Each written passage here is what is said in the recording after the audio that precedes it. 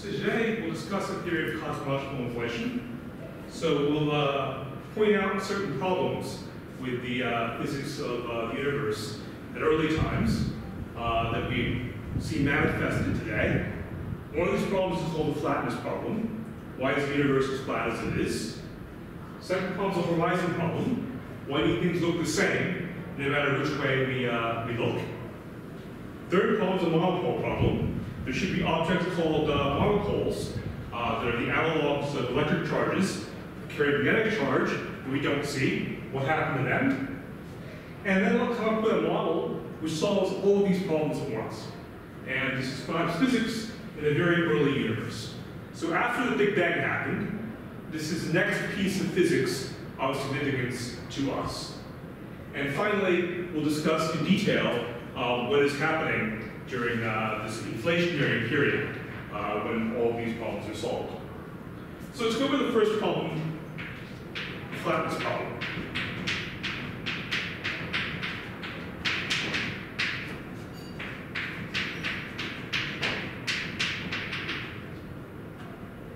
So, if you remember the Freeman equations, we have 1 minus omega t is equal to minus kappa c squared r squared a of t squared h of t squared.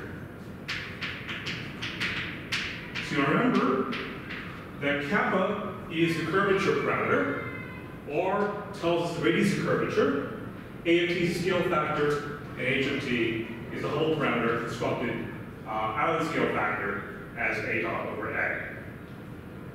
So omega of t on the right-hand side, this guy is the energy density divided by the critical energy density.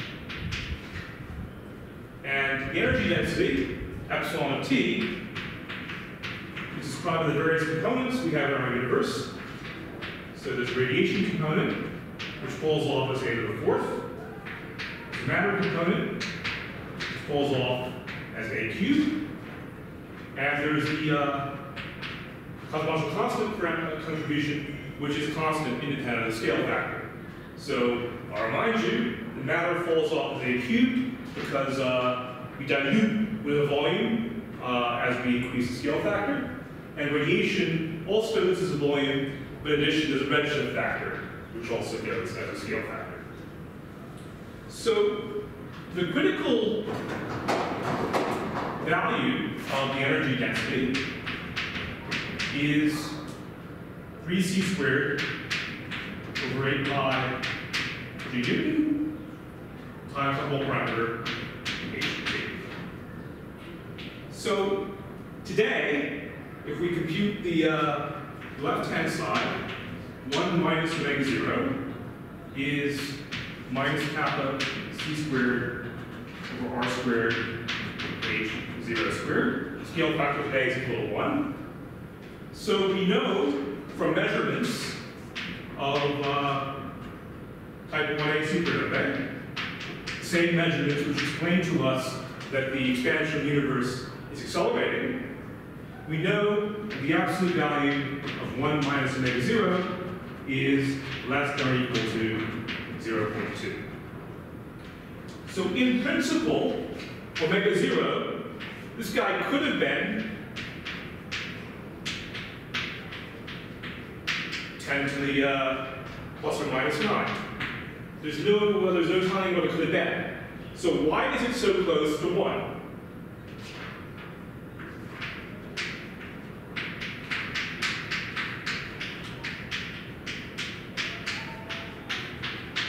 So you could say this could be a coincidence. Let's just not worry about this. You know, order 1 numbers are quite frequent in physics. So what's the big deal? Well, the big deal is the following. We can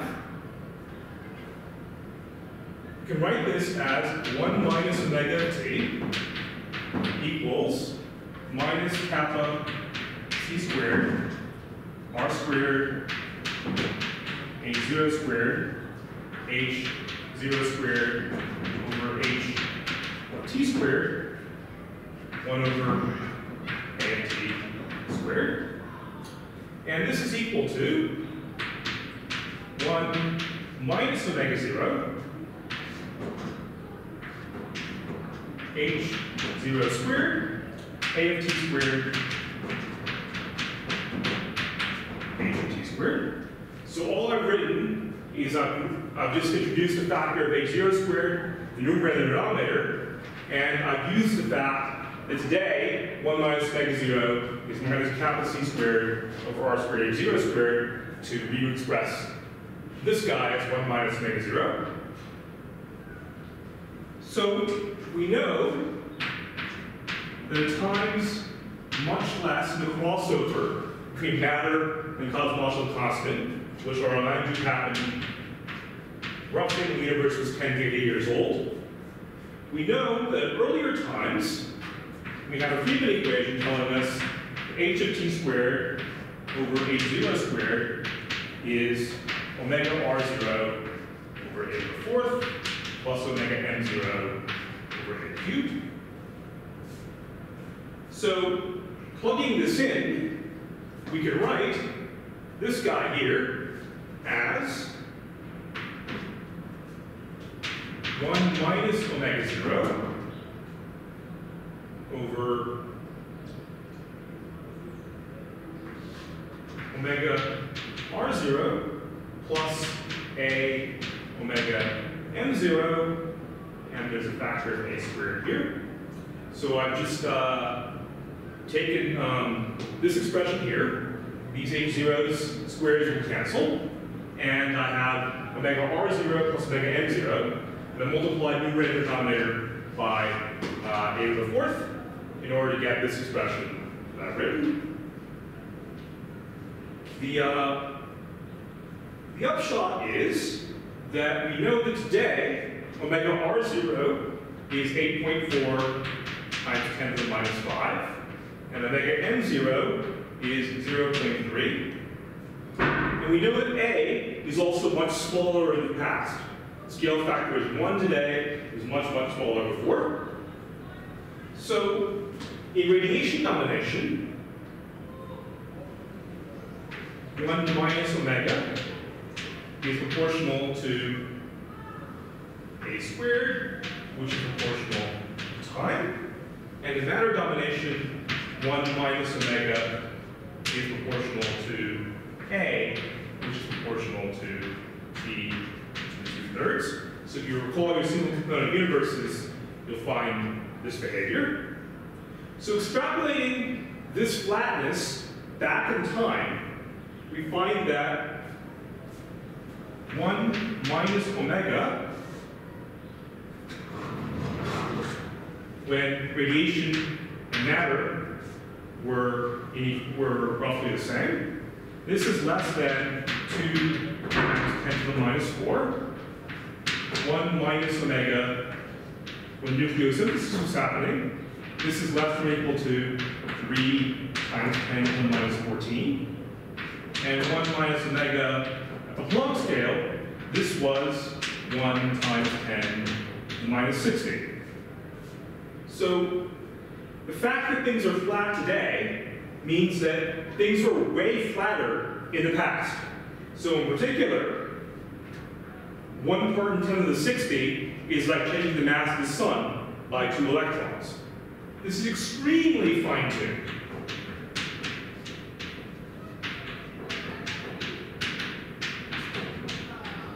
And we think of a theory in which you need to tune your parameters to 60 decimal places as being completely unnatural.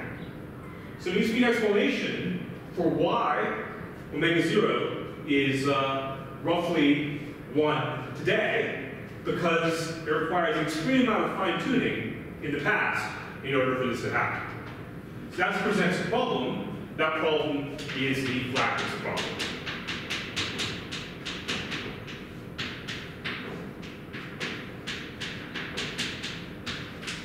It's not just why is the universe so flat today, it's why was it so much flatter before.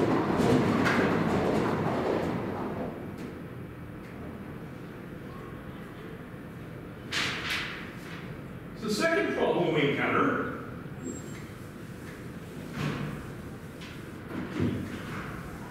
called the horizon problem.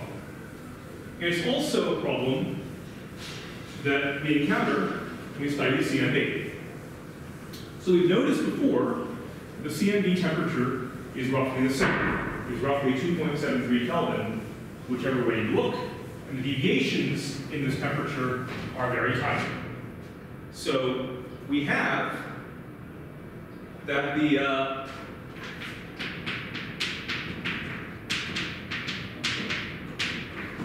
universe is homogeneous and isotropic.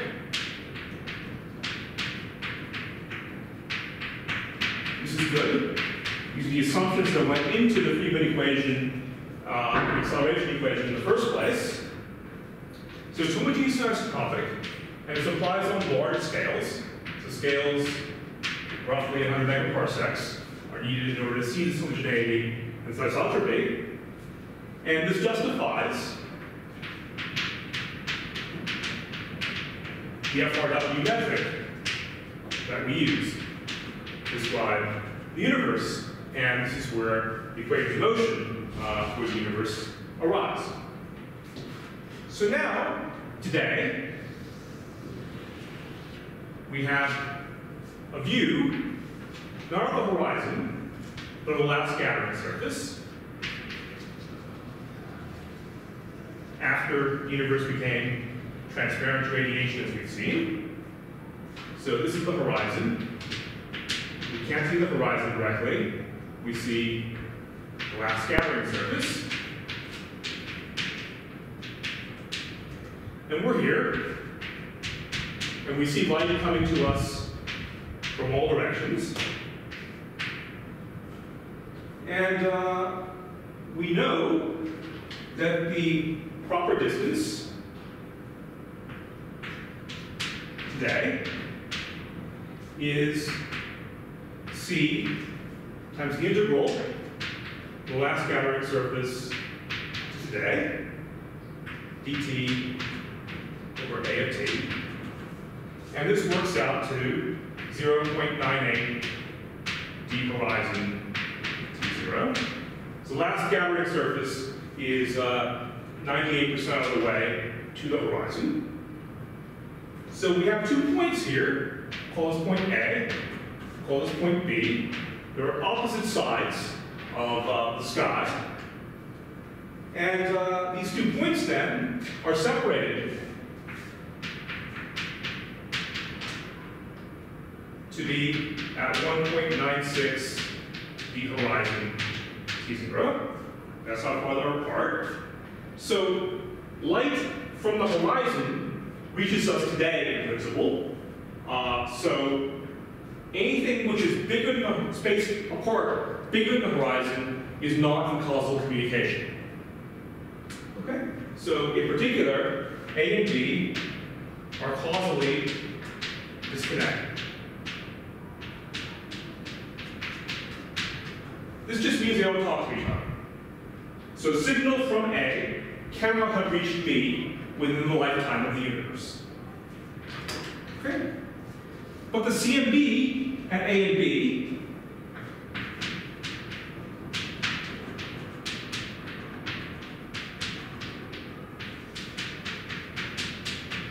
is the same, up to 1 part in 10 to the minus 5, or 1 part in 10 to the 5th.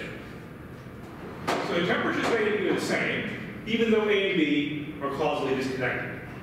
So how is this possible?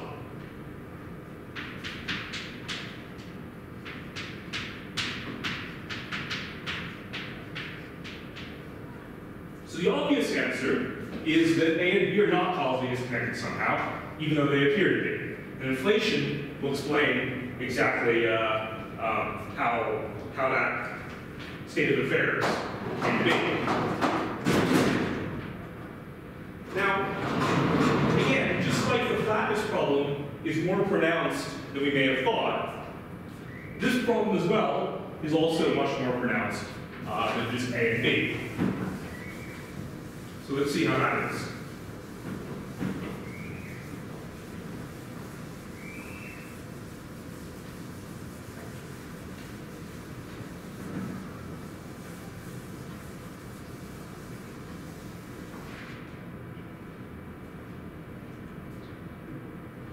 So if you look at the horizon distance at the time of last gathering, this is twice speed of light over the Hubble parameter, time of last gathering, and this works out to 0.4 megaparsecs.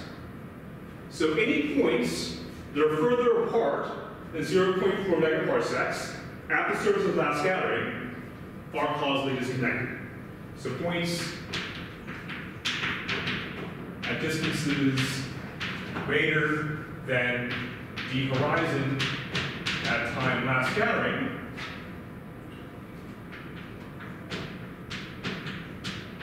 are causally disconnected.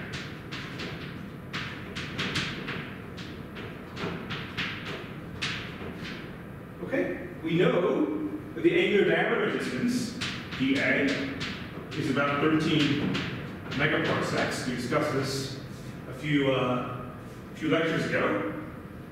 So theta horizon is d horizon at the time of last gathering divided by the angular diameter distance, and this works out to 0.03 radians, or 2 degrees. So that means the points in the sky today more than 2 degrees apart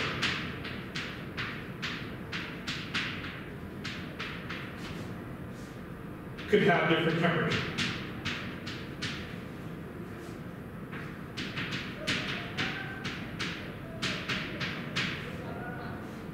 Okay.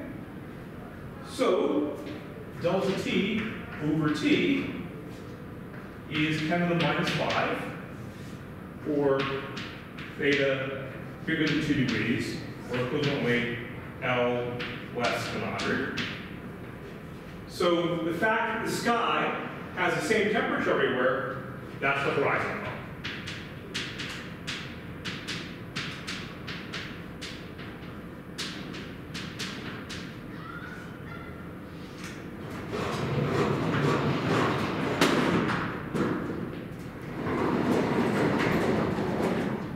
Okay, so you encountered 2 puzzles. There's a third puzzle to add to the story. The third puzzle is called the monopole problem. And to discuss the monopole problem, we need to talk a little bit about particle physics.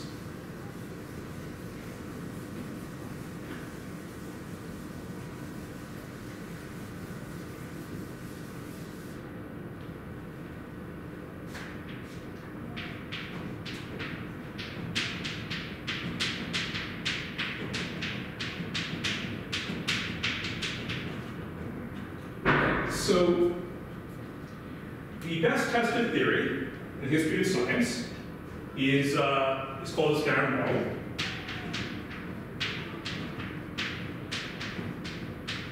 You do certain calculations in the standard model to get a prediction, and the prediction agrees with the measurement to 10 decimal places.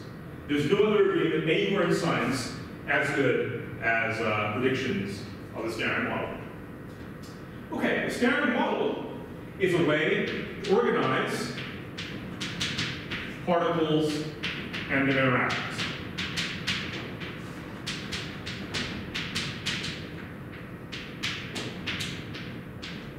In particular, the standard model has associated to it a gauge group, G. Gauge group is just a fancy word for saying symmetry. These are symmetries that we use to organize the particles and how they interact.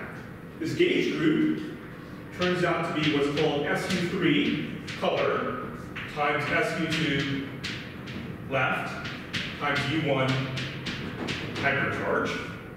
And this symmetry here contains U1 electromagnetism. So color, or quantum thermodynamics, tells us about quarks and how they interact via gluons. So this is the strong force It explains what keeps the proton and the neutron bound together. So that's the first force we encounter. That's this guy, SU3. The second force, SU2 left, this is the weak force. It explains how radioactive decay happens.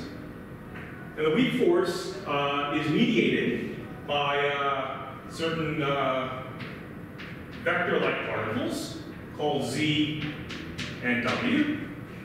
Z and W are analogs of the photon. The photon is force associated to U1 electromagnetism. So we call this we call these two things together electroweak force, and the so-called Higgs mechanism breaks this electroweak symmetry to the U1 symmetry. And in addition to the Z's and the W's, which are massive, we get a massless photon, which we call A mu. So these are the fields which mediate the interactions of weak force and hypercharge, which ultimately we see manifested as U1 electromagnetism. So the gluons, the Z's, W's, and the A's, and this Higgs field, which we typically call phi, these are all bosonic particles.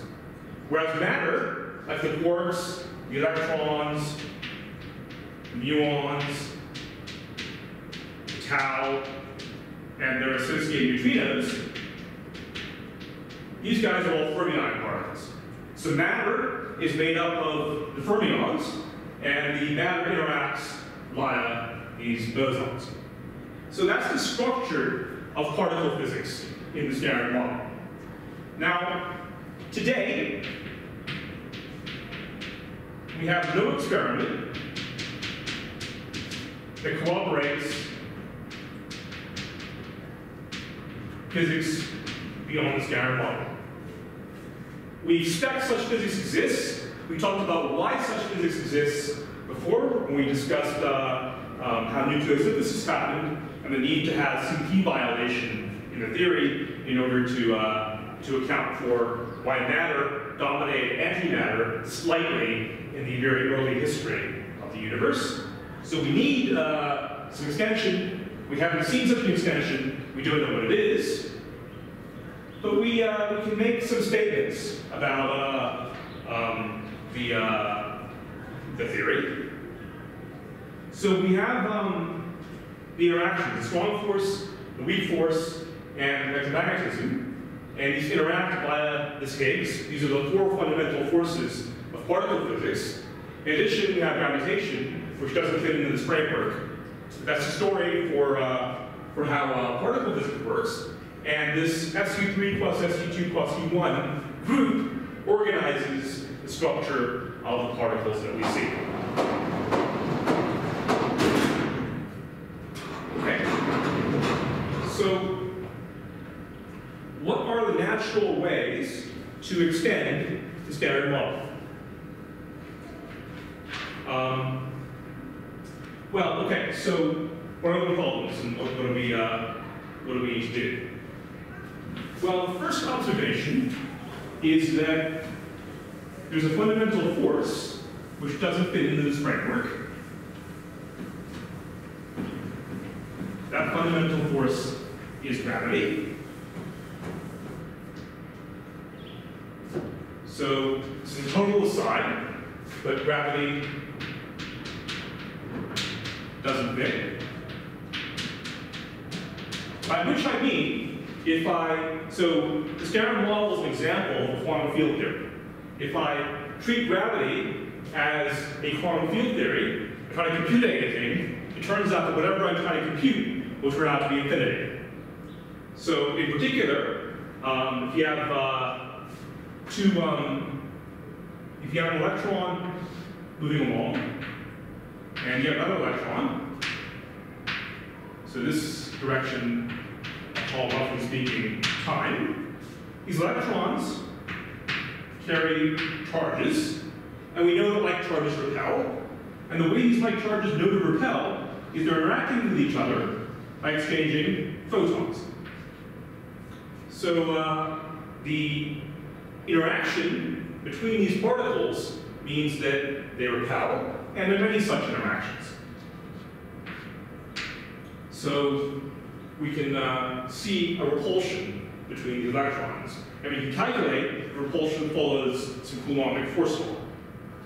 If we try to think about the same thing as happening with two masses, M1 and M2, and we think about them as exchanging gravitons, and hopefully, because they're exchanging gravitons, they pull together, we find that when we try to do these calculations by looking at lots of graviton exchanges,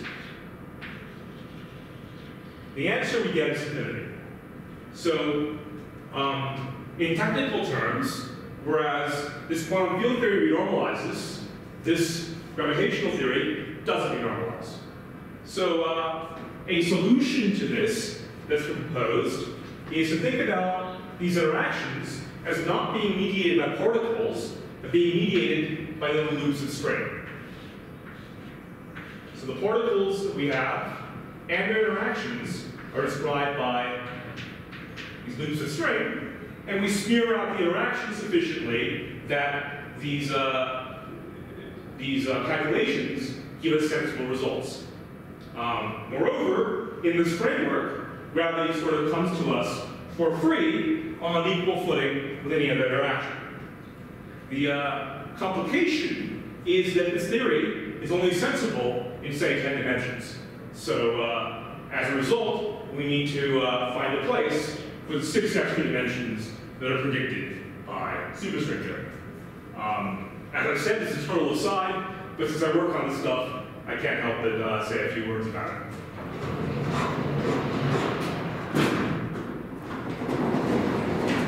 Returning to the main theme, we have the standard model of particle physics, and we see that there is this structure. We see that today there's no extension beyond the standard model, but we expect maybe that there is new physics somewhere around the corner.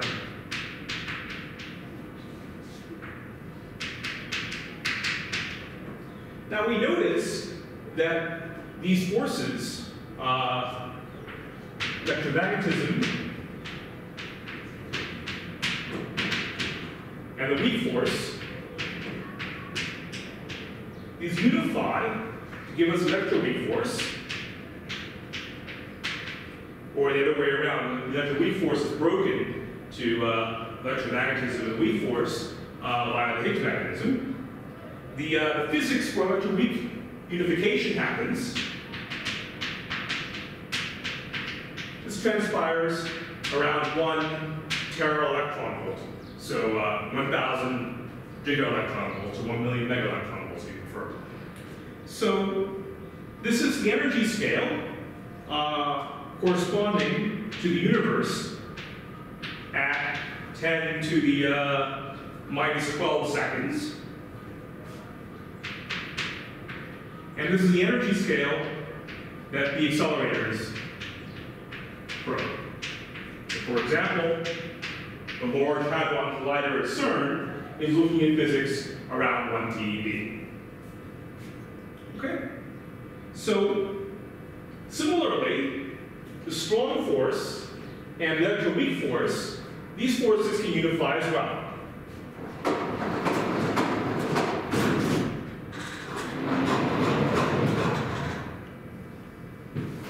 So,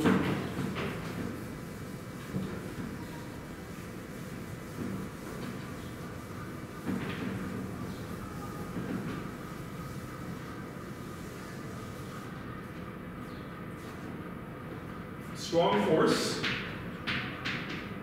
and electroweak force,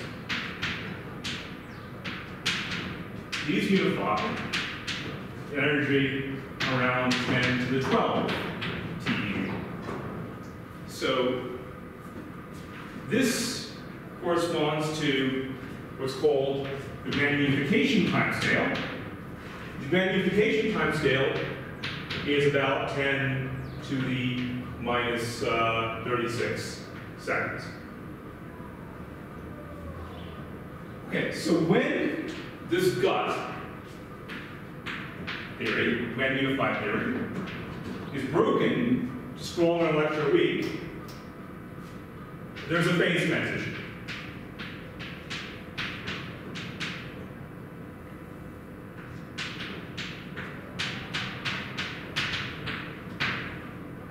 So this phase transition is analogous to liquid-solid phase transitions that happen, for example,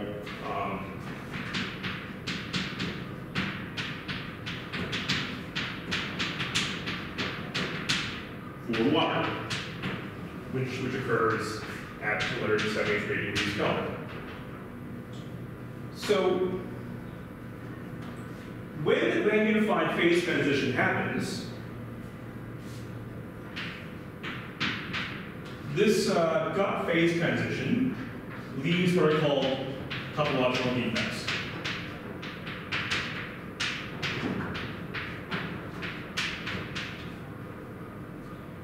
So these topological defects turn out to be something called monopoles. So what's a monopole? Well, you remember that the Maxwell equations told us that del dot E is 4 pi rho. I'm going to work in units where I don't need to worry about epsilon naught and so on. Del dot B is 0. So these are the Gauss's laws of electromagnetism, Gauss law of electricity and Gauss law of magnetism, respectively. We have Faraday's law. Del cross E is minus 1 over C d by dt times B. And we have Ampere's law. Del cross B is 1 over C 4 pi J plus dt E. Okay, so we notice that these laws of electromagnetism are not symmetric. So we have a current density, we've got a charge density, sorry. We've got a current associated with magnetism, but there's no charge density or current associated to magnetism. We only have these for electricity. So what the monopole does is it makes these laws symmetric. So del dot E is 4 pi rho electric, and del dot B is 4 pi rho magnetic, and del cross B is minus 1 over C dt B minus 4 pi J magnetic, and del cross B is 1 over C dt E plus 4 pi J electric. So we introduced magnetic charge densities and magnetic currents in order to make Maxwell's laws symmetric. So just like the electron is a charge carrier for these, so we can run electrons through wires to carry currents and so on.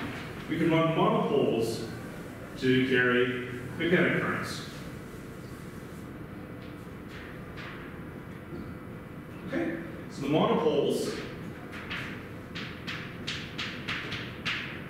are particles of magnetic charge.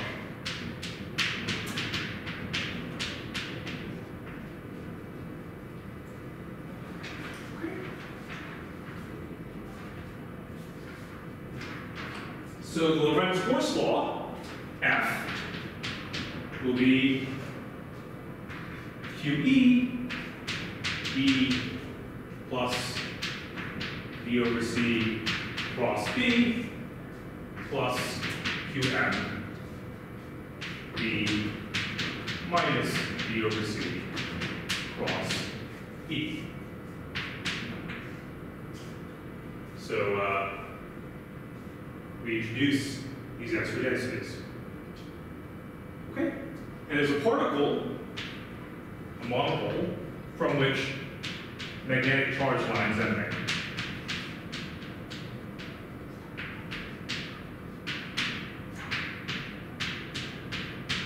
Just like electric charge lines emanated from an electron.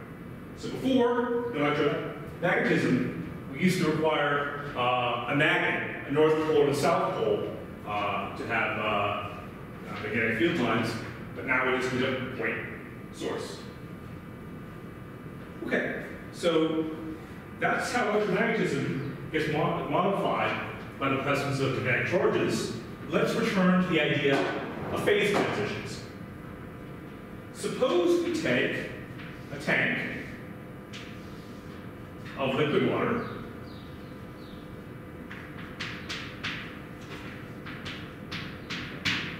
and we cool it down to below the freezing temperature of water.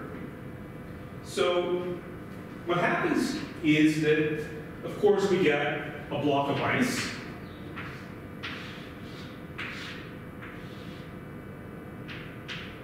So we have solid water after the phase transition.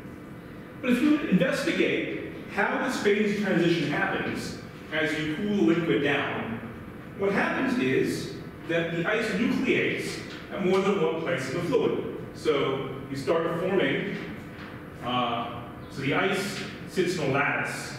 So you start forming a lattice at various places in our fluid. So I'm just drawing one possible lattice configuration. This lattice configuration is hexagonal, is a cubic lattice.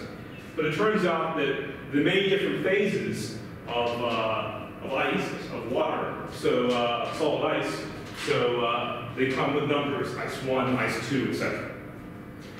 In any case, we'll just take the standard ice we encounter. It's in some lattice, but because the process of forming this lattice happens in different places in our liquid,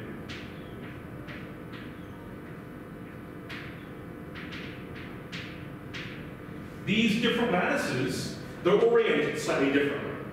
So there is so when we get one solid block at the end, the crystals are misaligned. So maybe in one part of the fluid, we nucleate around here with this cube in one orientation, and somewhere else in the fluid, we nucleate ice as well, but the cube is rotated with respect to this cube over here. So there's some point in the middle where the stuff nucleated from here meets the stuff nucleated from there. When that happens, there's a plane, a domain wall, we call it, where the crystals are misaligned.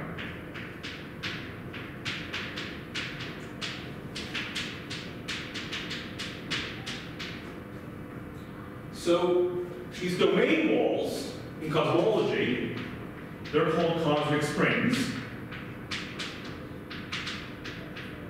They're an example of a cosmological defect. And these cosmic springs, they may exist, they aren't observed yet, but they're the analog of this thing which is very familiar to us from how solid ice forms. The monopole is another kind of topological defect. Okay? So in addition to the domain walls, these cosmic springs, we also have monopoles associated to this cut phase transition.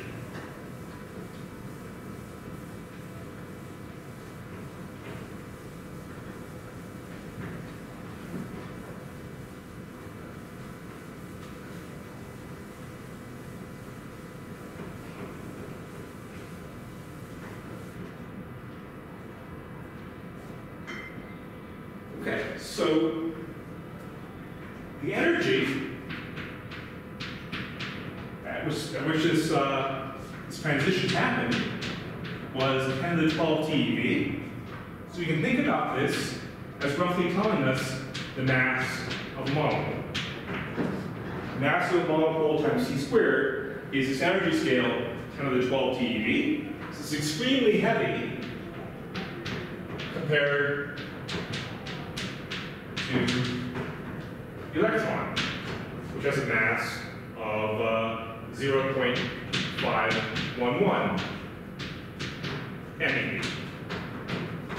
Okay? So, at the time of the gut phase transition, we expect things to nucleate in different regions. So we expect maybe one of these monopoles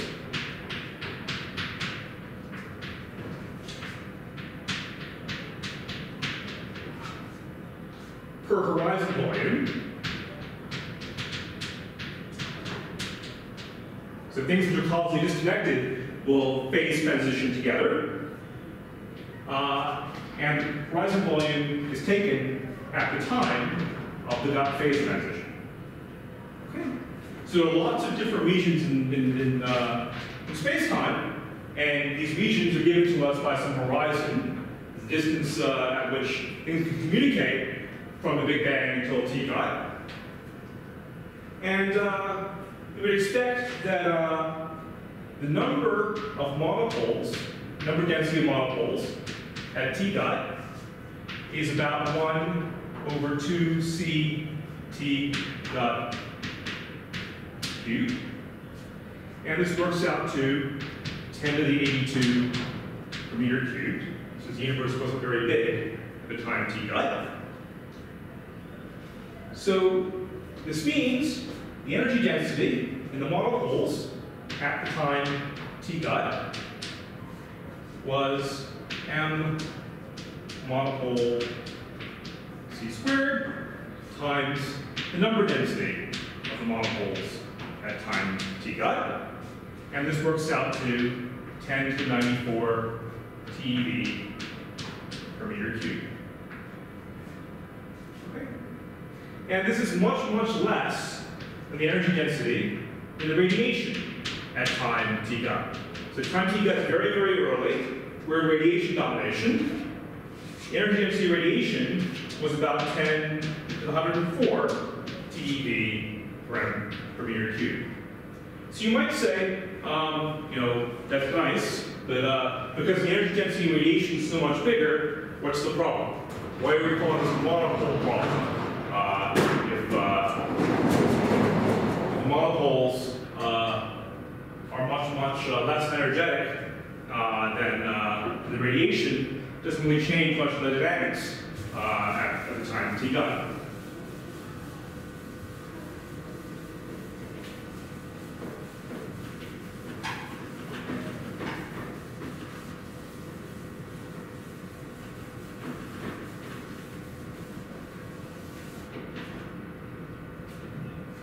So the issue is the energy density in the matter falls off like a cubed. Energy density of radiation falls off like a to the fourth. So after some time, because radiation is diluting faster than matter, the matter takes over. But if there were monopoles, the matter takes over at about T is 10 to the minus 16 seconds, rather than some 40,000 years after the Big Bang. So already, at this very, very early time, monopoles should dominate.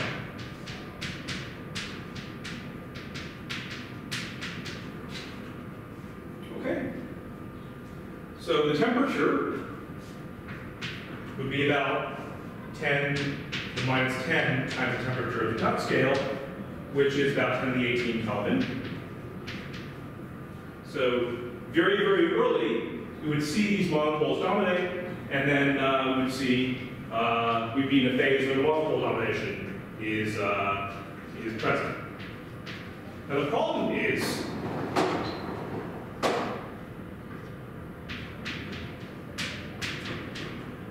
we've never seen a monopole.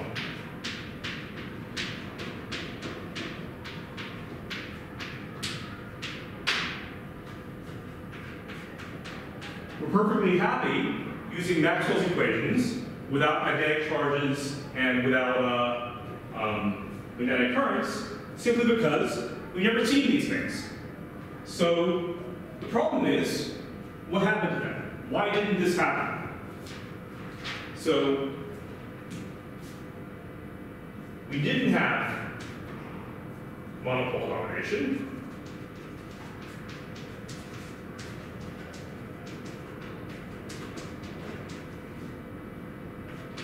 Why not? What stopped this from happening? That's the monopole.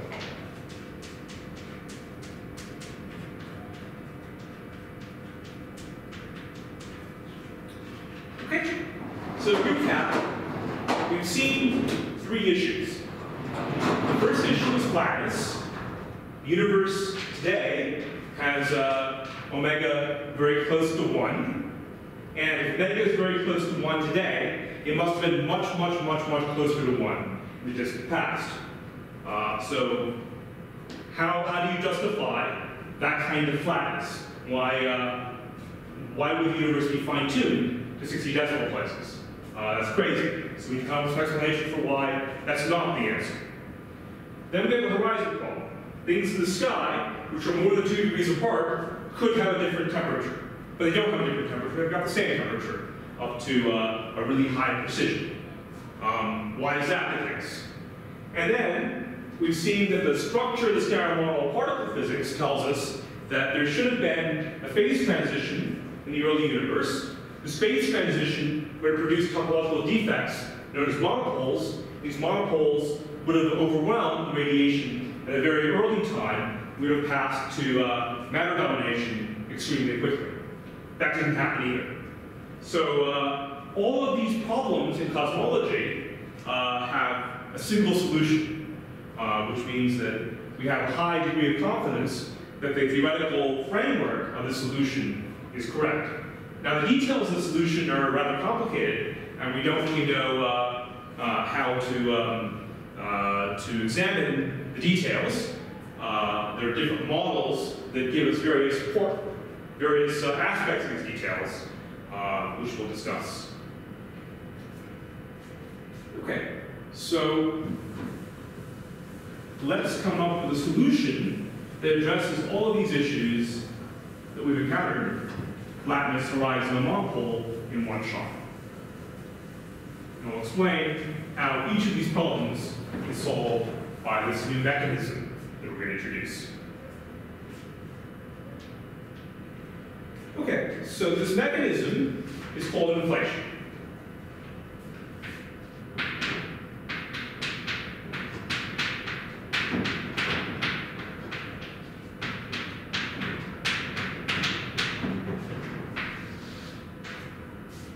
Okay, so let's remember the acceleration equation, a double dot over a, is minus 4 pi g Newton over 3c squared, energy density plus 3 times pressure. And we want this acceleration, we want the scale factor to be accelerating. If the scale factor is accelerating, this tells us, well, the prefactor here is negative, so this tells us that epsilon plus 3p needs to be negative. Or in particular, p must be less than minus epsilon over 3. So we have the equation of state, p equals w epsilon, with w less than minus 1/3. Okay? Well, notice that the cosmological constant, the engine which is driving the acceleration in the universe today, has W equal to -1. The cosmological constant exerts a negative pressure, which causes the expansion to be accelerating today.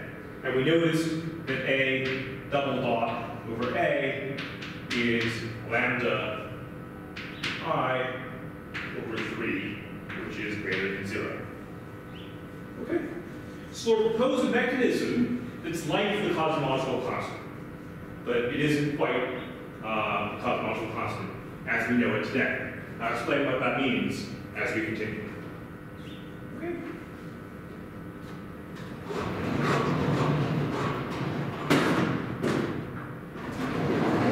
So I've added the subscript I to lambda indicate this is not the usual cosmological constant we're encountering. This is the cosmological constant-like thing that was happening during the inflationary epoch. The I stands for inflation.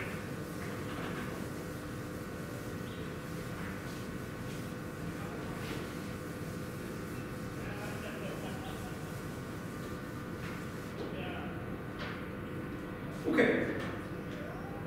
The Friedmann equation, A dot over A squared, is lambda I over 3, which implies that A dot over A is square root of lambda I over 3, and we call this guy HI, a whole parameter at inflation.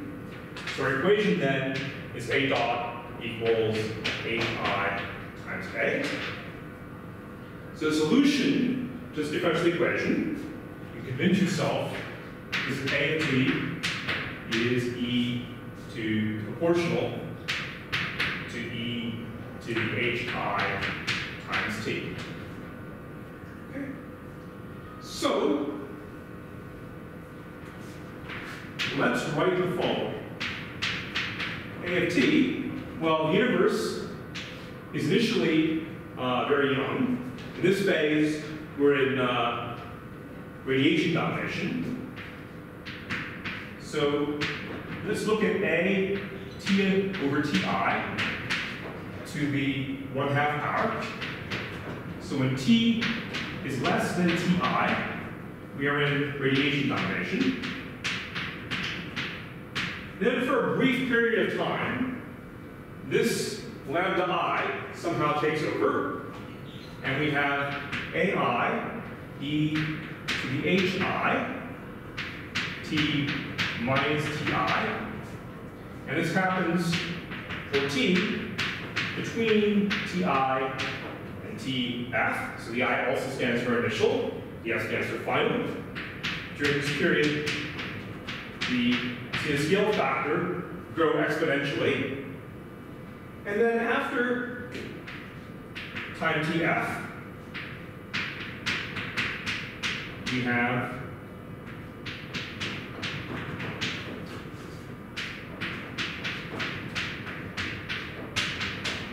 this is t bigger than tf. We have the scale factor growing as t to the 1/2 again, so we're back in radiation domination. Okay. So we notice that at the time ti over ti is 1. So we have the universe A times ti being size ai. And here we have as well ti minus ti is 0, e to the 0 is 1, have the universe size ai. At time tf, we have ai e to the hi tf minus ti. Similarly here we have at time tf over tf is 1, and the size of the universe scale factor is ai e to the hi tf minus ti. So the boundary values t initial and t final are the same to possible expressions we could have. So that's sort of a unique function that we have described. So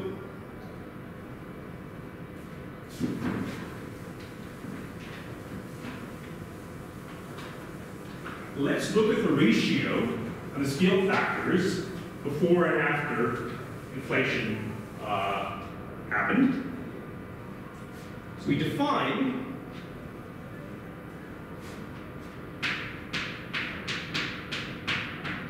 A of Tf over A of Ti as, well, that's going to be AI e to the hi Tf minus Ti over AI. Say i's will cancel. This e to the hi Tf minus Ti we'll call e to the n. Okay? So n has a name. N is a number of what are called E-fold rings. It's the number of factors of E by which the universe increased in size during the inflationary epoch. So we said that Ti will take to be roughly T gut, which was 10 to the minus 36 seconds. So this tells us that up to factors we're not going to worry about, Hi is approximately T gut inverse, which is 10 to the 36 inverse seconds. Okay. So if n was 100, then A of Tf over A of Ti would be e to the 100, which is about 10 to the 43. Okay. We have, so 100 is probably overkill. We don't need 100. We'll see why that is in a bit. But this is roughly some numbers to play with. The energy density in lambda I, the thing which behaved like a cosmological constant, is behaving like a cosmological constant because the growth is exponential. So the energy density associated to the, this is the energy density in the thing which behaves like a cosmological constant during inflation.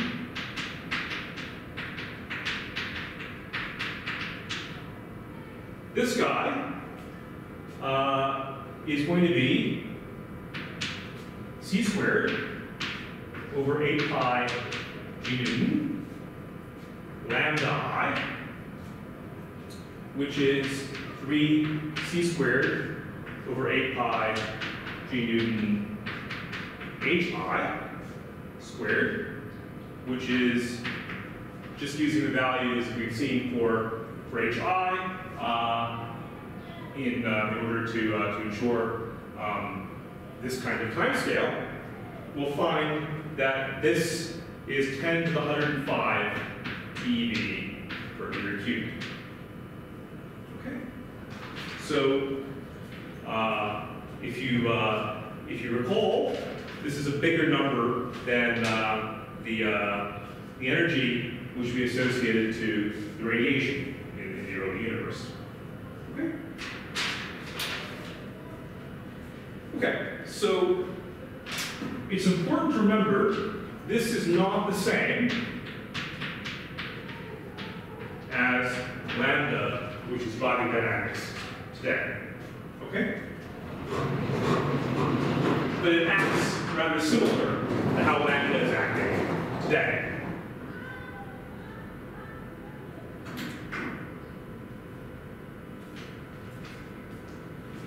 Okay, so this is our model. We have a complex explanation for why inflation suddenly turns on at time ti. We haven't given an explanation for why inflation suddenly turns off at time tf. So to come up with some description for why the scale factor behaves like this, but let's just assume it does, and see how this kind of hypothesis solves all the problems that we initially proposed. Okay. So let's revisit the problems that we discussed at the beginning of class, one by one.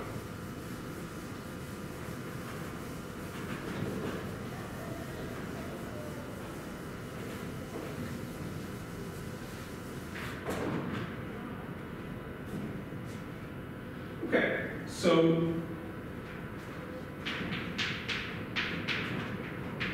flats. We have 1 minus omega of t is equal to c squared over r squared a of t squared h of t squared for a non-flat universe. So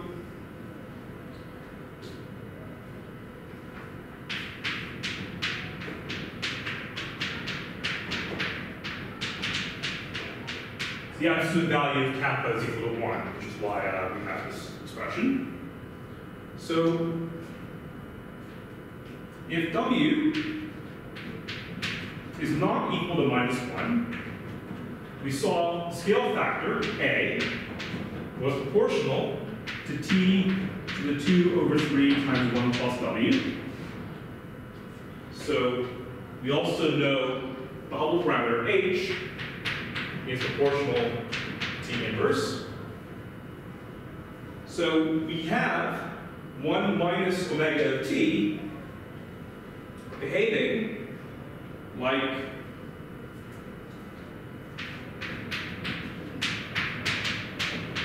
so plugging how A behaves, how H behaves in this expression here, 1 minus omega of t will behave like t to the 2 times 1 plus 3W over 3 times 1 plus W.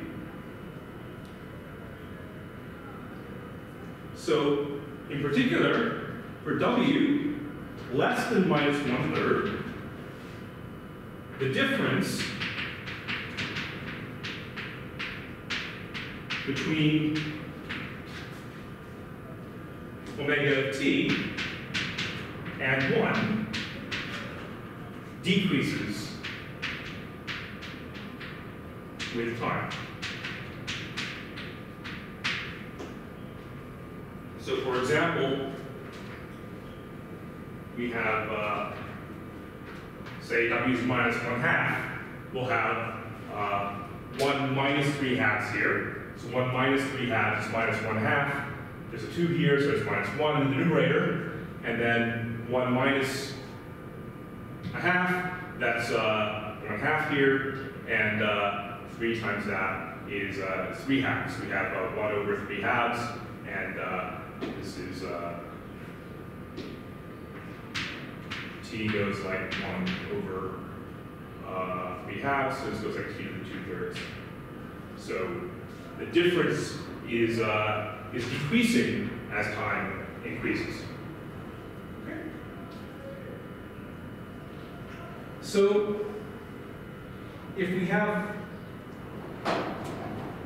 exponential expansion during the inflationary epoch, A of t during inflation was the exponential hi t minus ti times A of ti. So A dot over A is hi.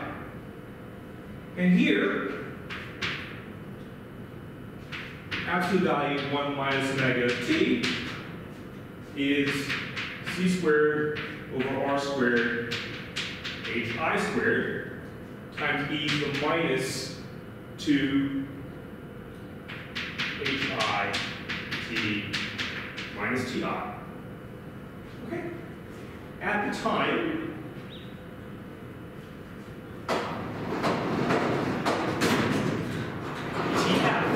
let's see what happens.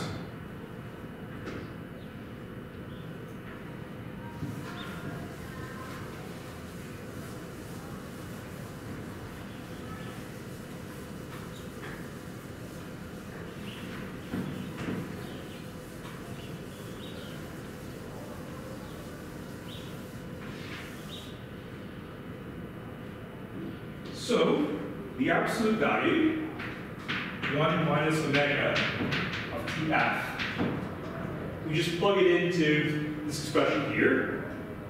This equals 1 minus omega T initial. So at T initial, this factor is gone. We just have c squared over r squared hi squared, which is the guy over here, prefactor in front. E to the minus 2 hi tf minus ti. But we noticed that we define e to the n as e to the hi tf minus ti. This is the difference between the ratio between a of tf and a of ti. So the expression here is 1 minus omega of ti e to the minus 2n. Okay.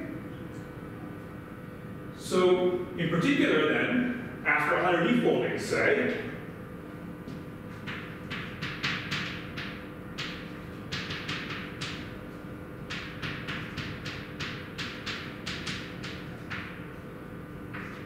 minus omega of tf is equal to e to the minus 200 times 1 minus omega t initial.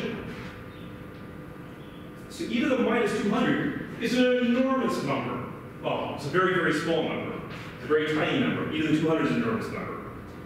So what this means is that inflation flattens the universe. This could have been huge to begin with, but multiply this prefactor, it becomes really tiny. So in order to get 1 minus omega of t0 less than or equal to 0.2, this tells us that n has to be bigger than 60. Okay? The 60 e-foldings are enough for us to be consistent with a flat or a nearly flat universe today. Okay, so flatness is explained.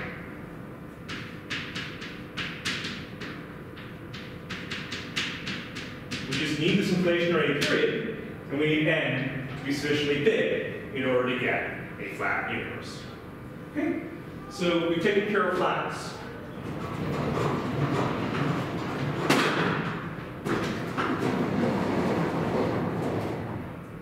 The second problem we had was the horizon problem. Why does the universe have the same temperature everywhere? How does it know to have the same temperature when distant parts of the sky shouldn't have been in causal contact at the time of last gathering?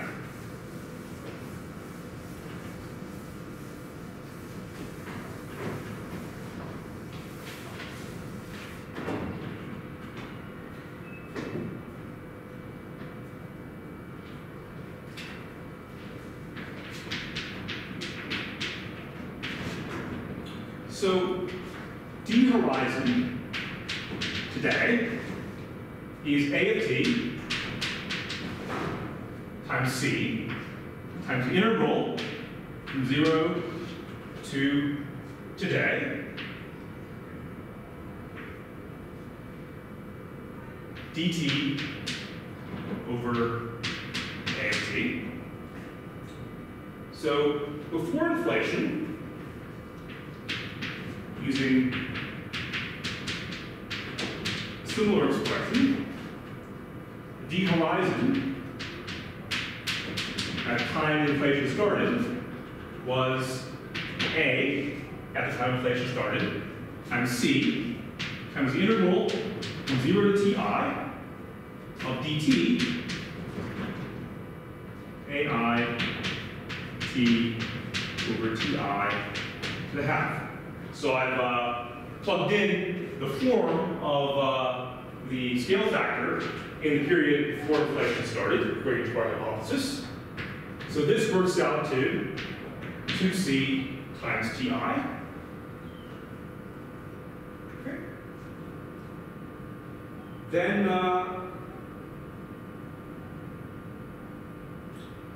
after inflation,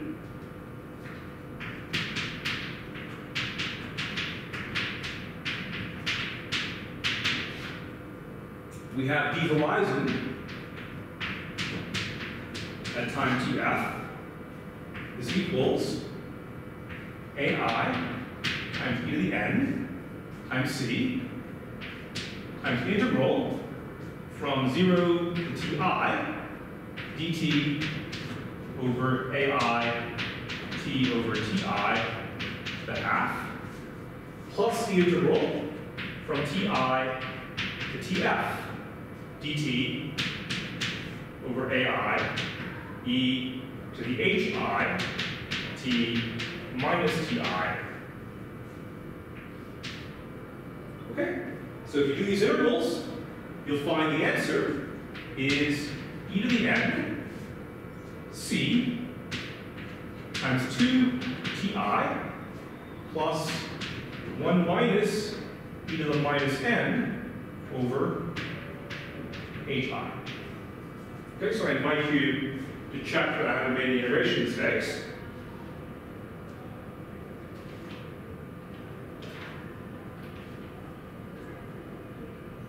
Then let me get some numbers here.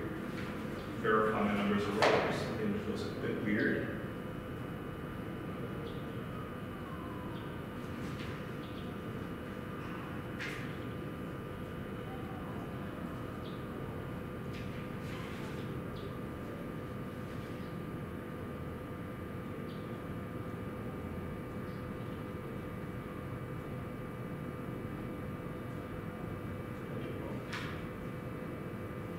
Okay, so, didn't do anything wrong. That's right.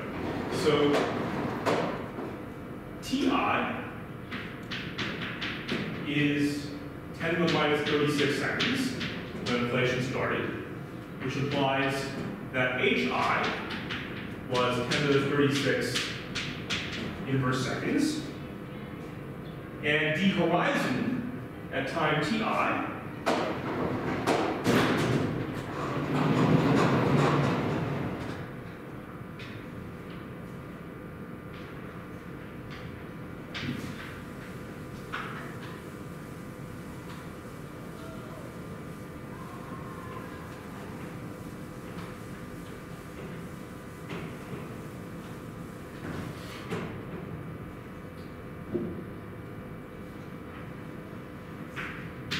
horizon at time Ti was 2c Ti, and this works out to about 6 times 10 to the minus 28 meters. The horizon at time T final is increased by this factor of e to the n. So this works out to 3c Ti times e to the n, which is 2 times 10 to the 16 meters, or 0.8 parsecs. So a horizon, which was 10 to the minus 27 meters, it expanded nearly a parsec during the time that inflation is happening. Okay? So, n is hi times tf minus ti. This equals 10 to the 36 inverse seconds times 10 to the minus 34 seconds to get n equals 100. So inflation took place between 10 to the minus 36 seconds and 10 to the minus 34 seconds. And during this brief period, during this 10 to the minus 34 seconds roughly of inflation, we increased by a factor of e to the 100. So we go from this tiny size to this large size. Now, what happens as the universe continues to expand? Well, at time of last scattering, the horizon size is 10 to the 43 megaparsecs.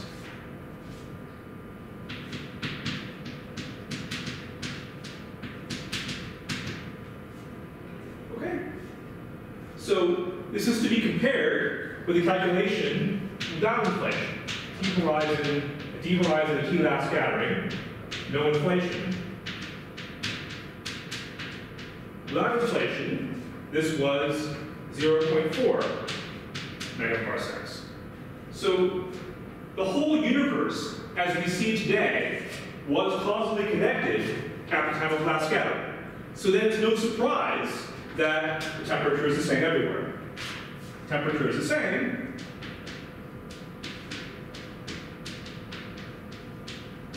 because everything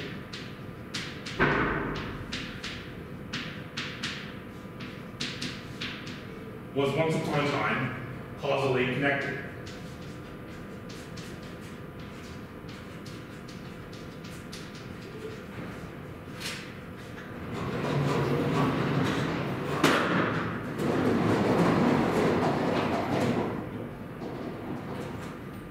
Okay, so we've solved the horizon problem. I guess they're reading a lecture. I'm taking the lecture. No, it's fine. Yeah. Don't bother. It's not a Okay, problem. great. Thank you.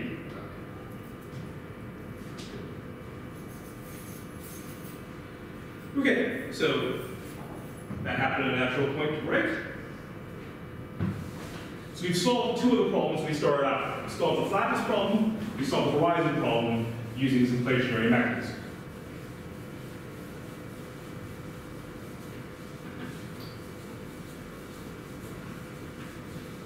Okay, so as the universe is continuing to expand today, it's expanding exponentially, this means the horizon is moving further and further away from us as time increases. So we're seeing more and more of the universe, if you like, as the expansion continues. As we're seeing more and more of the universe, we're seeing the universe at the same temperature as we saw the universe previously. So the stuff that we're seeing has the same physical features as the stuff that we've already seen. This explains, why the temperature is always the same. Okay, so dP of T0 at the time of last, okay, so dP of T0, we have 1.4 times 10 to the 4th megaparsecs. And this is the proper distance today to the last scattering surface.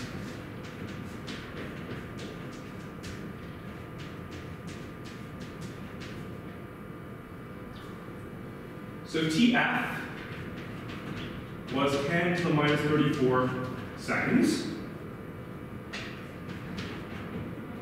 AF was 2 times 10 to the minus 27. The universe has expanded quite a bit since then.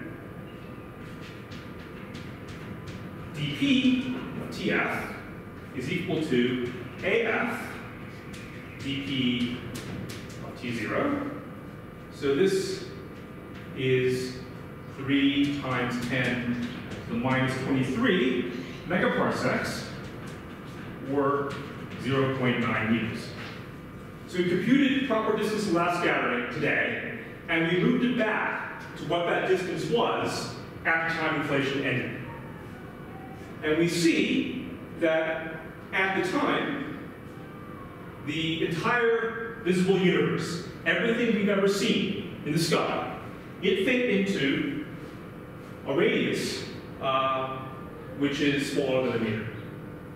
Okay? So immediately after inflation, every structure ever seen, everything in the sky, every supercluster, things bigger than superclusters, everything was something which fit into a very tiny sphere. But it gets even better. Before inflation happened, dP of Ti is e to the minus n dP of Tf. So this is 3 times 10 to the minus 44 meters. Okay? So the part of the universe we see today, well, it achieved thermal uniformity very, very early, long before inflation. The small fluctuations to the inflationary epoch today, these manifest as the huge structures we see, for example, these large superclusters. So things that were initially quantum at some level become hugely classical today because of the physics of inflation. Okay? So we've addressed the horizon problem. We addressed the flatness problem before. Now we're on to the monopole problem. And we're sort of awestruck at this point that the universe was so very tiny at the very beginning. So now, let's discuss what happened to the monopoles. Where did they go? Well, what happened was the universe was expanding exponentially, so the monopoles inflated away.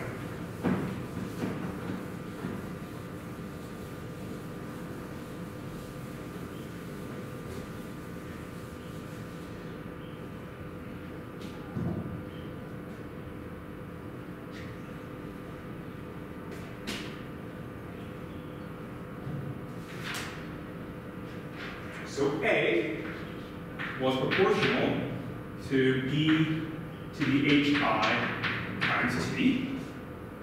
The number of monopoles, number density of monopoles, that was proportional to e to the minus 3 hi t.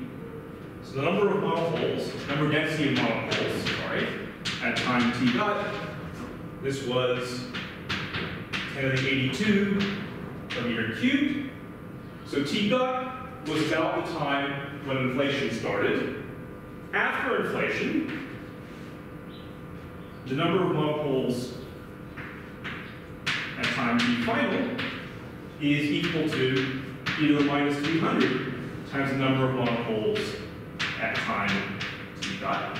Sorry, I mean the number density of monopoles at t final is e to the minus 300 times the number density of monopoles at time t dot. So plugging in, this is 5 times 10 to the minus 49 meter cubed, or roughly 15 per parsec cubed. So A of TF was 2 times 10 to the minus 27, and A of J is 1. So the number density of monopoles today is about 1 times 10 to the minus 4 per megaparsec cubed. So we're unlikely to see even one monopole within our horizon radius.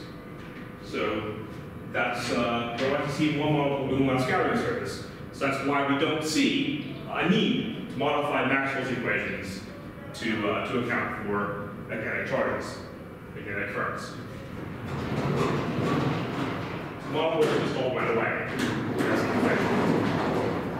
So we've seen this inflationary hypothesis, this idea that something like the cosmological constant was effective during a very, very tiny window in the early universe. From 10 to the minus 36 seconds and 10 to the minus 34 seconds, we've seen how this addresses three very difficult problems we encounter today: flatness, horizon, and monopole.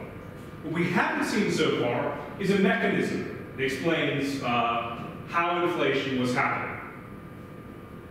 Okay, so that's what we need to present next. To present some idea for the physics behind this hypothesis we made that solves all of these problems.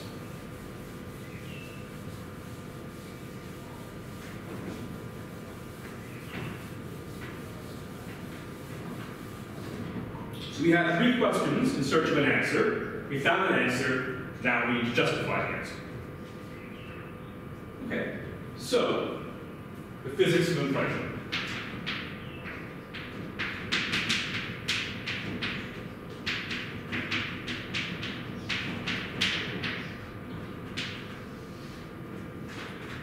You've seen in quantum mechanics this idea of a wave function.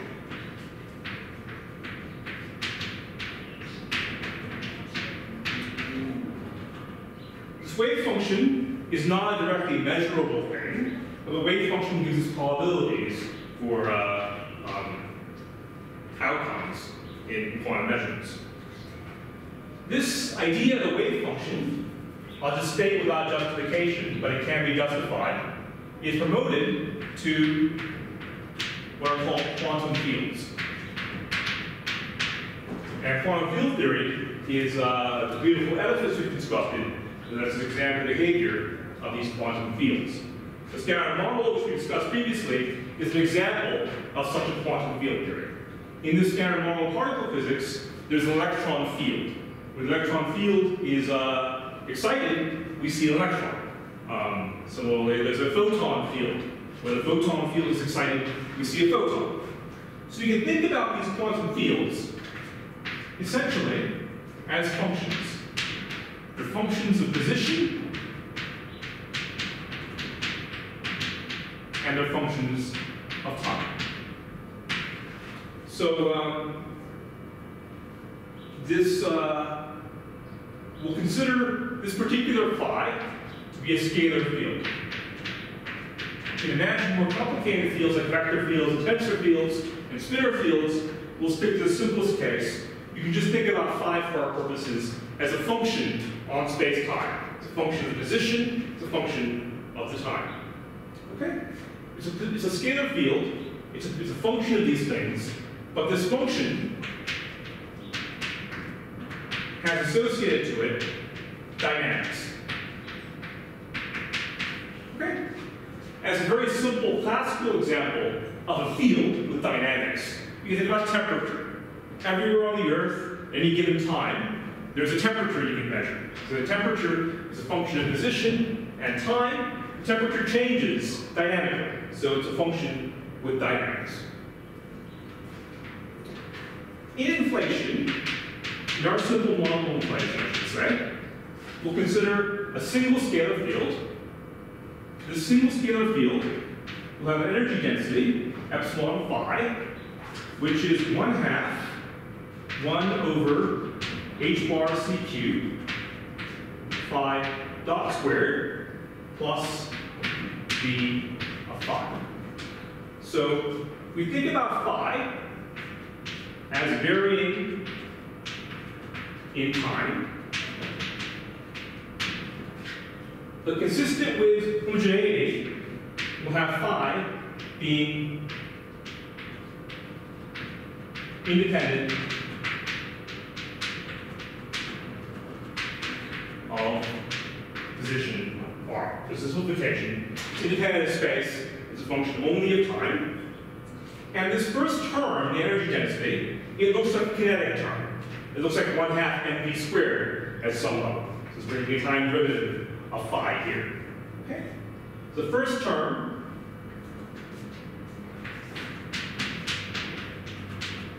we'll call the kinetic term. And the second term, this v of phi, we'll call a potential term.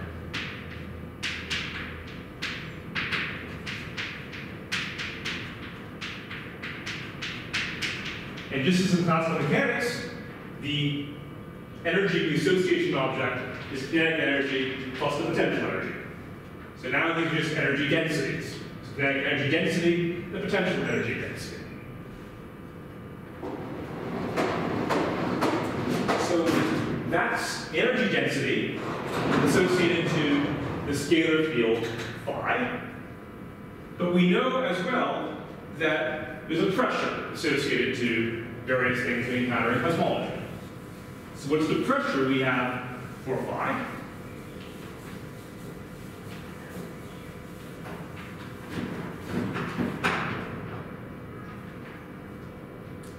It turns out, I state this without justification, but you can justify it. Pressure at phi is 1/2 1 over h bar c cubed phi dot squared minus d of phi. Okay? So now we'll recall that p phi equals w epsilon phi. So w is the ratio between p phi and epsilon phi. And this is 1/2 1 over h bar c cubed phi dot squared minus d of phi divided by 1/2 1 over h bar c cubed phi dot squared plus d of phi. Now, we observed we want our field phi, this inflaton field, to behave like a cosmological constant. Okay? So this field, we're calling the inflaton, the thing which is responsible for the dynamics of inflation. We want W to be approximately -1 so that it behaves like a cosmological constant.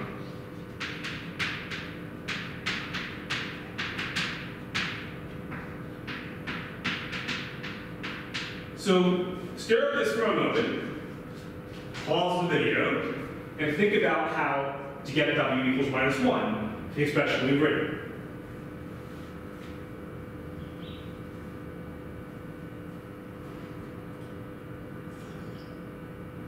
Well, you should see that W is approximately -1 when this term is very small with respect to the potential term. So when the kinetic term, when 1/2 1 over h bar c cubed phi dot squared is much, much smaller than d of phi, then you can neglect this term and this term. It's like minus v over plus v, which is -1. Okay? So we can get this to happen if we have the kinetic term, phi dot squared, being much, much less than h bar c cubed v of phi.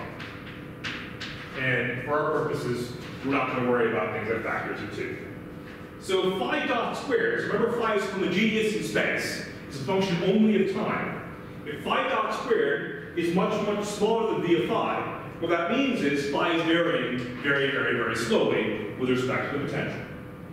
So then, under this condition, our scalar field, the inflaton, acts like a cosmological term.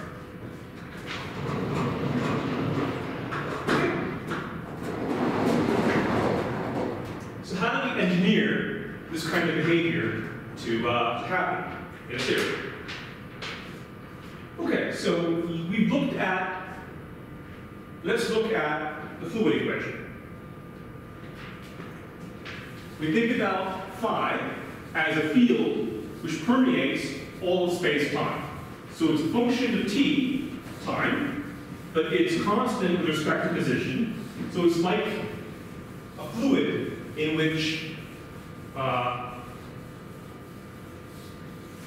we've immersed our space-time. You're like it's a space-time filled with fluid. So the fluid equation tells us that the energy density in phi dot plus 3 h of t epsilon phi plus p phi is 0.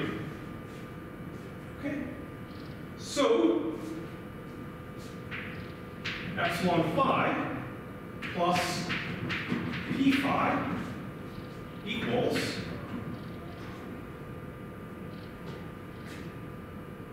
1 over h bar c cubed phi dot squared. This is just using the expression we've written, the energy density, and remember that we have epsilon phi was 1/2 1 over h bar c cubed phi dot squared plus v of phi. So if we add epsilon phi and p phi, these terms cancel. This 1/2 becomes a 1, and 1 over h bar c cubed times phi dot squared.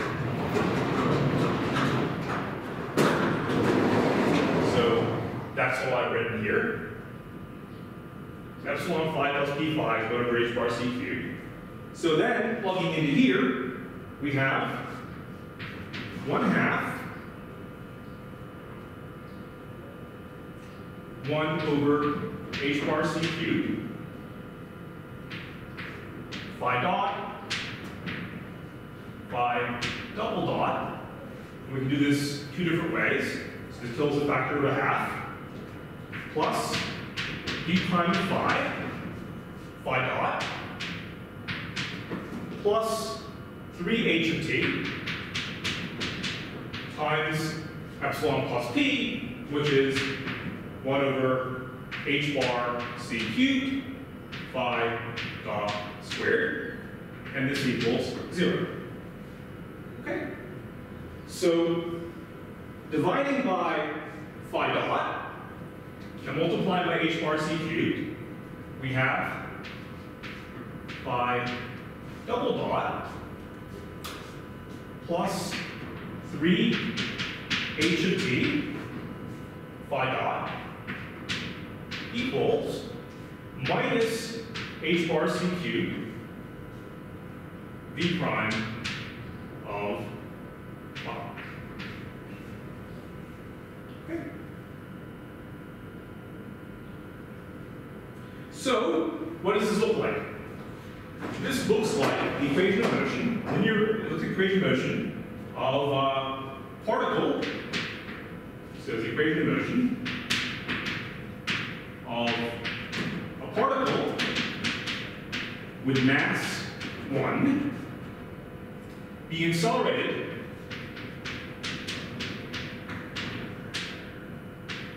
by a force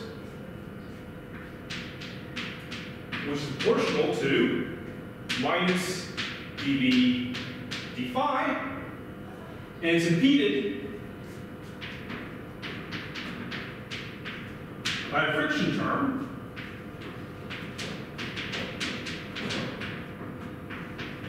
which is proportional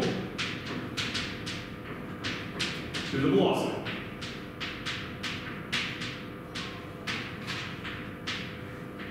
So this is our acceleration, the NA term. This is our friction term, the term proportional to velocity. And this is the external force that's acting on our particle. Okay? So we call 3h phi dot, we call this the Hubble friction term.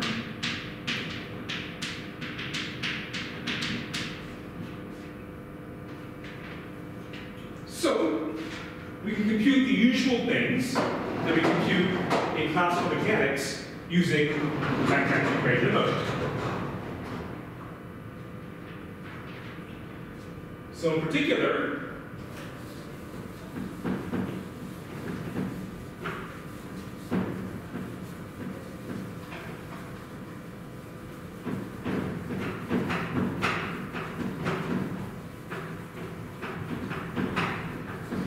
compute the terminal velocity. The terminal velocity is achieved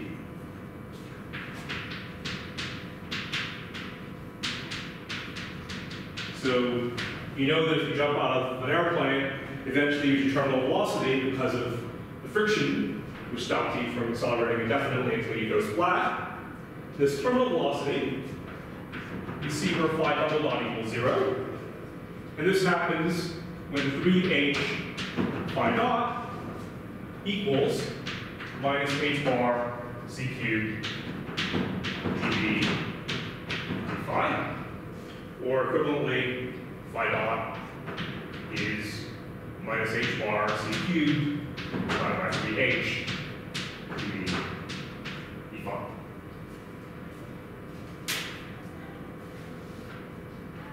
Okay, so now we remember that in order for the inflaton to behave like a cosmological term, phi double dot has to be much smaller than h bar c cubed times v of phi.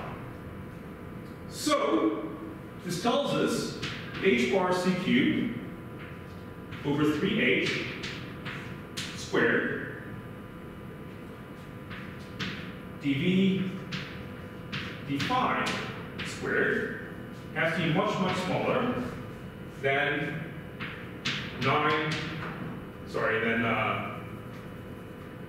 h bar c cubed v of phi, which implies that dv d phi squared is much, much smaller than 9h squared over h bar c cubed v of phi. Okay. So that's going to conclude, in order for phi to act like a cosmological constant that satisfies the equation of motion like the one we've written. Now we notice h appears as expression. So let's look at what h is. H squared is a dot squared over a squared. So this is 8 pi g Newton over 3 c squared epsilon phi, which is approximately 8 pi g Newton over 3c squared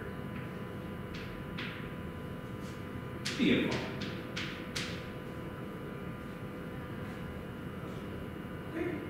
This is because epsilon phi is mostly dominated by the potential term and not the kinetic term, since we're in an approximation where phi is resembling a cosmological constant.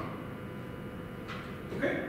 So given this expression, we plug back into here, and we find that dv d phi squared is much, much smaller than 9a squared.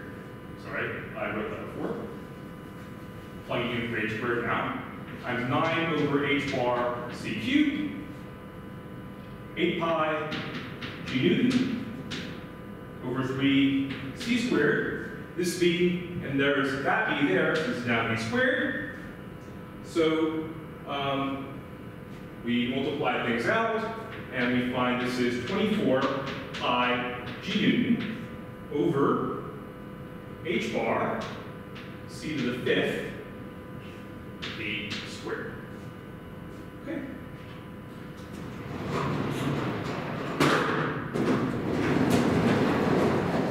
So to simplify this expression just a tiny bit more, we recall that the Planck energy, E Planck, is m Planck c squared, and this is equal to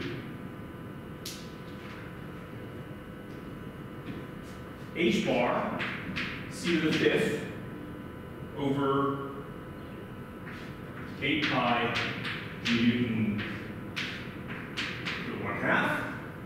So plugging this into there, we have E Planck over v dv d phi squared is much, much less than 1. Okay? So what this means is that the slope of the potential, so remember these are a function of phi, dv d phi is a slope using basic calculus. The slope is nearly flat in order for this guy to be very, very small. Okay? So potential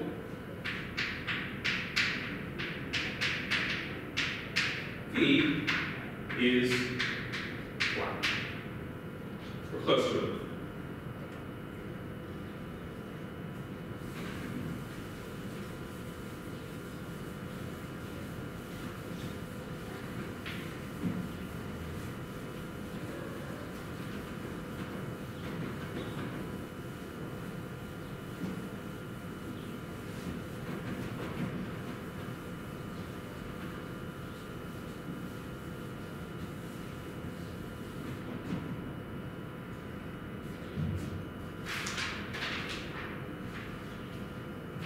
Okay, what else do we know?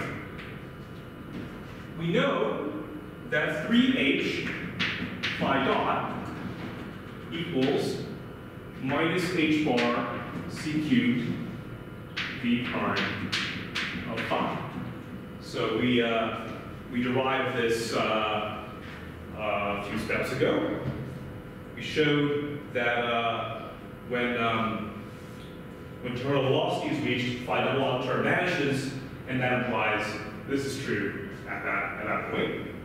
So let's differentiate this, treating h roughly as constant during inflation. So if we do that, we find 3h phi double dot is minus h bar c cubed v double prime of phi times phi dot. Or solving for phi double dot is minus h bar c cubed over 3h v double prime of phi. And then we plug in for phi dot. Phi dot was minus h bar c cubed over 3h v prime. So I've just rewritten this expression and plugged in for phi dot. So this is h bar c cubed over 3h squared v double prime times v prime.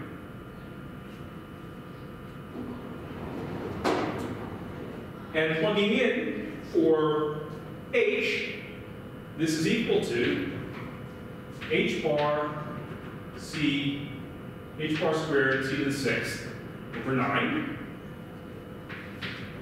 3 c squared over 8 pi g Newton times 1 over v. So I'm just plugging in for h now, 1 over h, times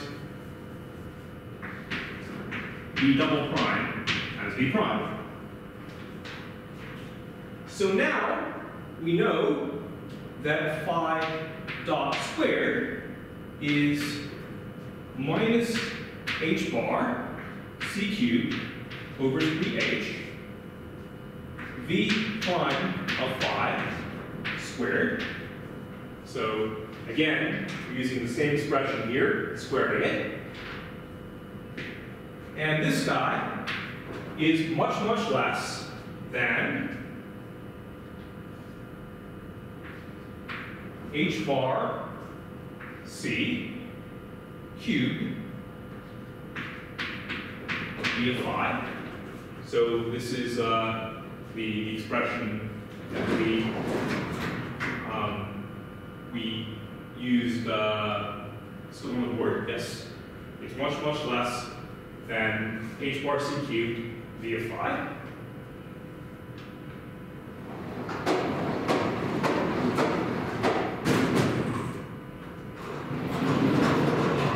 So let's look at that expression there.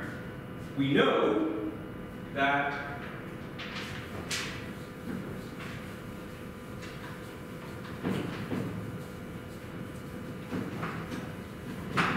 so this is all just calculus.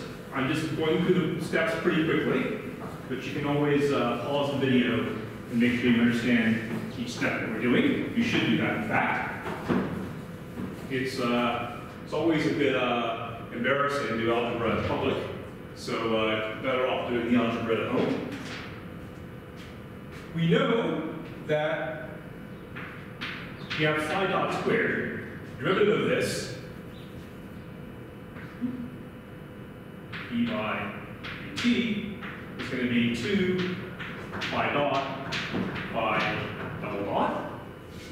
So the derivative is going to be much, much less than h bar c cubed v prime of phi dot. So therefore, phi double dot is much, much less than h bar c cubed over 2 v prime of phi. So all I did is divide by 2 phi dot. Okay? So now we take this expression and we plug in what we have up here, and we find that h bar squared c to the 8th over 24 pi g Newton times 1 over v double prime v prime is much, much less than h bar c cubed over 2 v prime. Okay, so phi double dot is much, much less than this guy. So we just plug that expression into here. Okay, so use the expression for phi double dot, combine factors, and then we've seen that this is the case. So, since we have v prime on both sides, we can cancel that, and we find at the end of the day that h bar, c to the fifth, over 12 pi g Newton, v double prime over v is much, much less than 1. So we've seen the potential had to be rather flat, and now we have a condition on the second derivative of the potential as well. Okay? So these conditions we derived have a name. They're called the slow-roll conditions for inflation.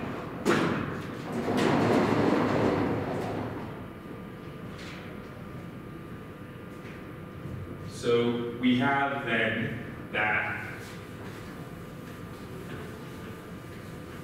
two things need to happen. Potential needs to satisfy a condition on its first derivative and on its second derivative.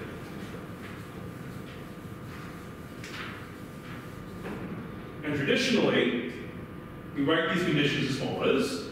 We define a parameter called epsilon. So this epsilon is written differently from curly epsilon, which is we use to denote the energy density. This epsilon is 1/2 E long squared, V prime over V squared, and this guy is much less than 1. That's the condition of the first derivative potential. Second derivative potential, eta, is E Planck squared. V double prime over V is much, much less than 1.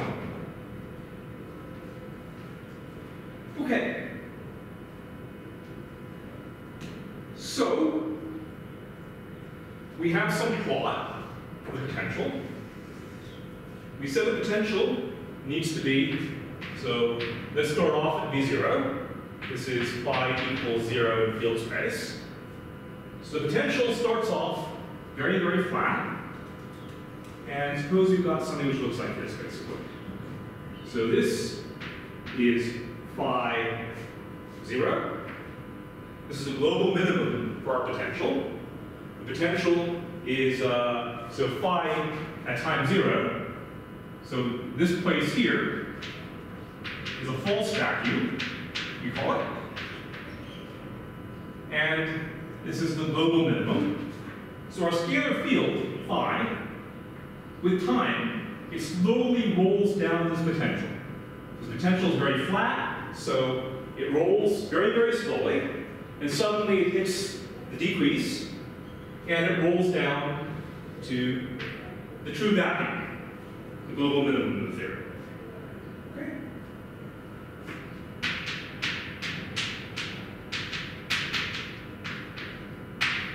So the period in which it's slowly rolling, it satisfies these slow roll conditions for inflation, and that's when the universe is increasing very, very quickly in size, exponentially in size. And once it gets here, it stops, the universe stops inflating. We dump our energy back into other stuff as we reach this minimum. We oscillate around the minimum. As we oscillate around the minimum, just like you would harmonic oscillator potential, you end up losing energy that goes into other particles. Okay, so let's discuss some of the aspects of this story.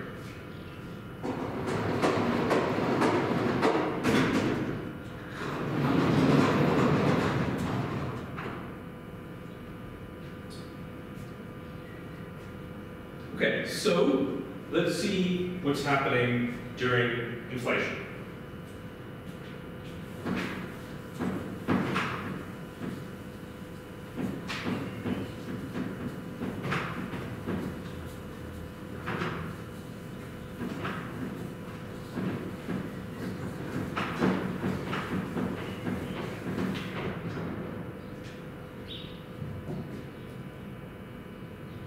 So we have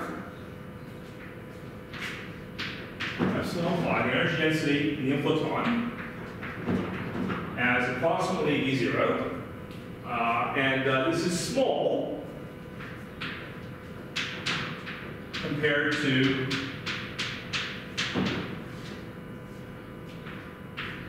epsilon r, energy density radiation, which is proportional to e to the fourth.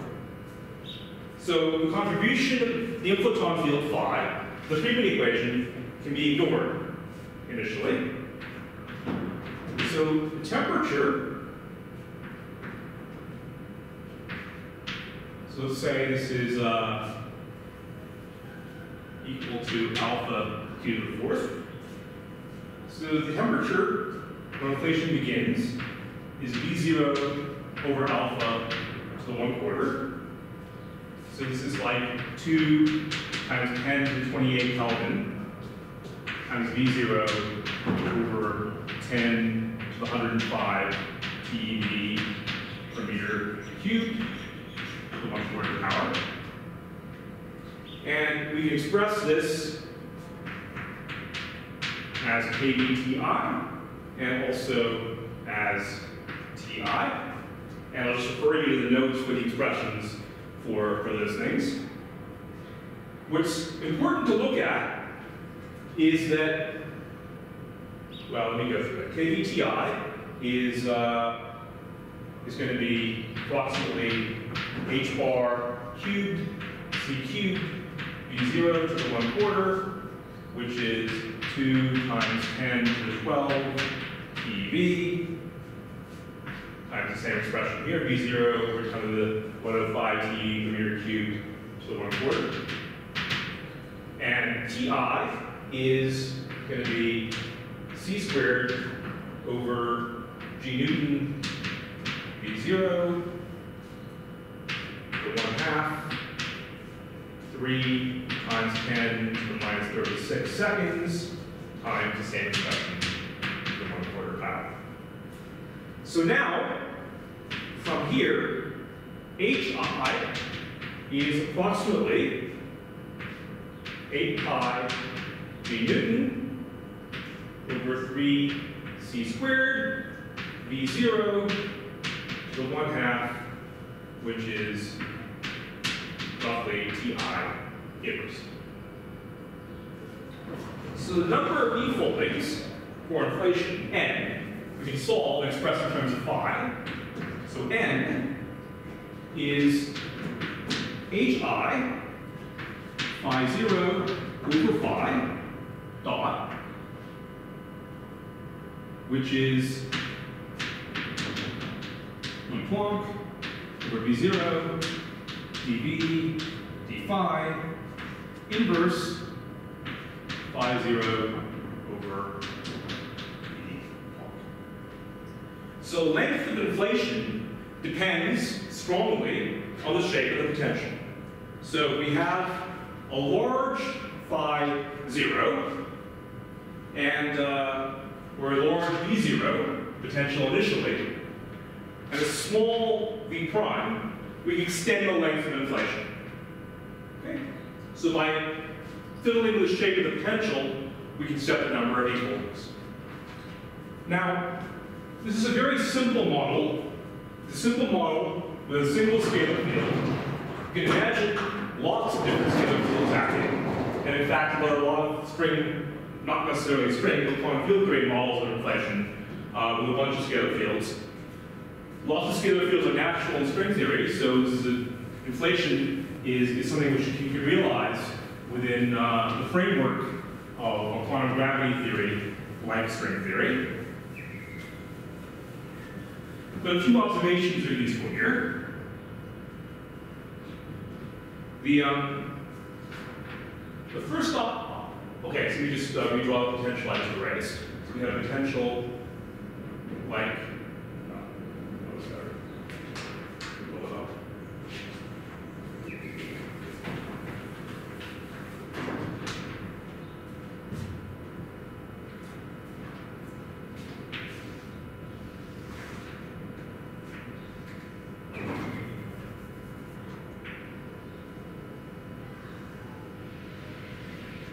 So we plotted against phi, plotted v.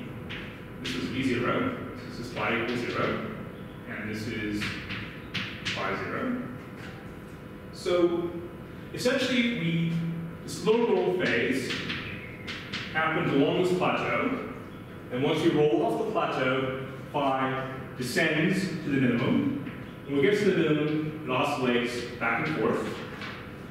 As it's oscillating back and forth, the oscillations are damped.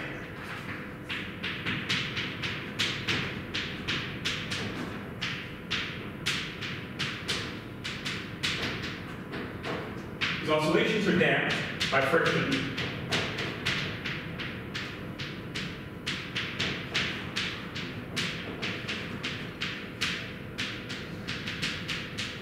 The oscillation becomes slower and slower and slower, and eventually it just sits there at the minimum. The phi field we think of as coupling somehow to the standard model. And the energy in the field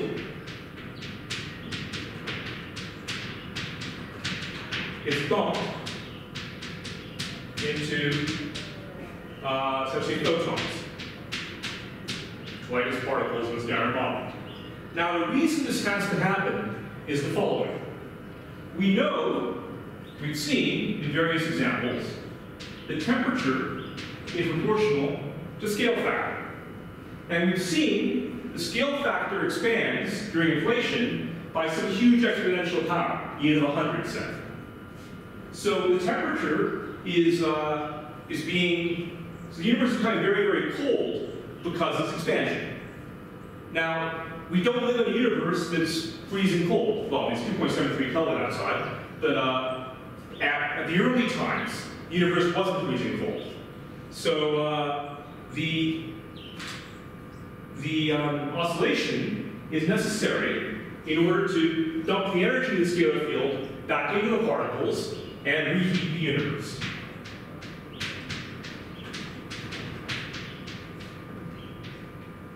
Okay? So this is crucial for the universe to be as it is. Now, I want to make some caveats clear.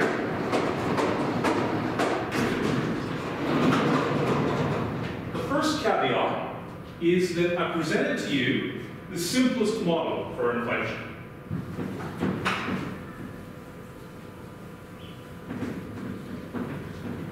We don't have any direct measurements of what happened during the inflationary analog. Something like this could have happened, but the details could be different. So for example, we could have a bunch of different scalar fields. So we could have some phi1, phi2, etc. An unknown number of scalar fields could have contributed during inflation. We can also have more complicated potentials.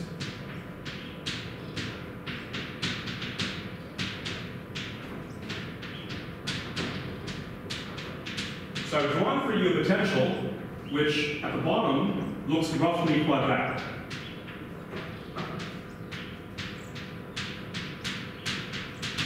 Now, it turns out the latest data from WMAP and Planck have essentially ruled out the quadratic potential.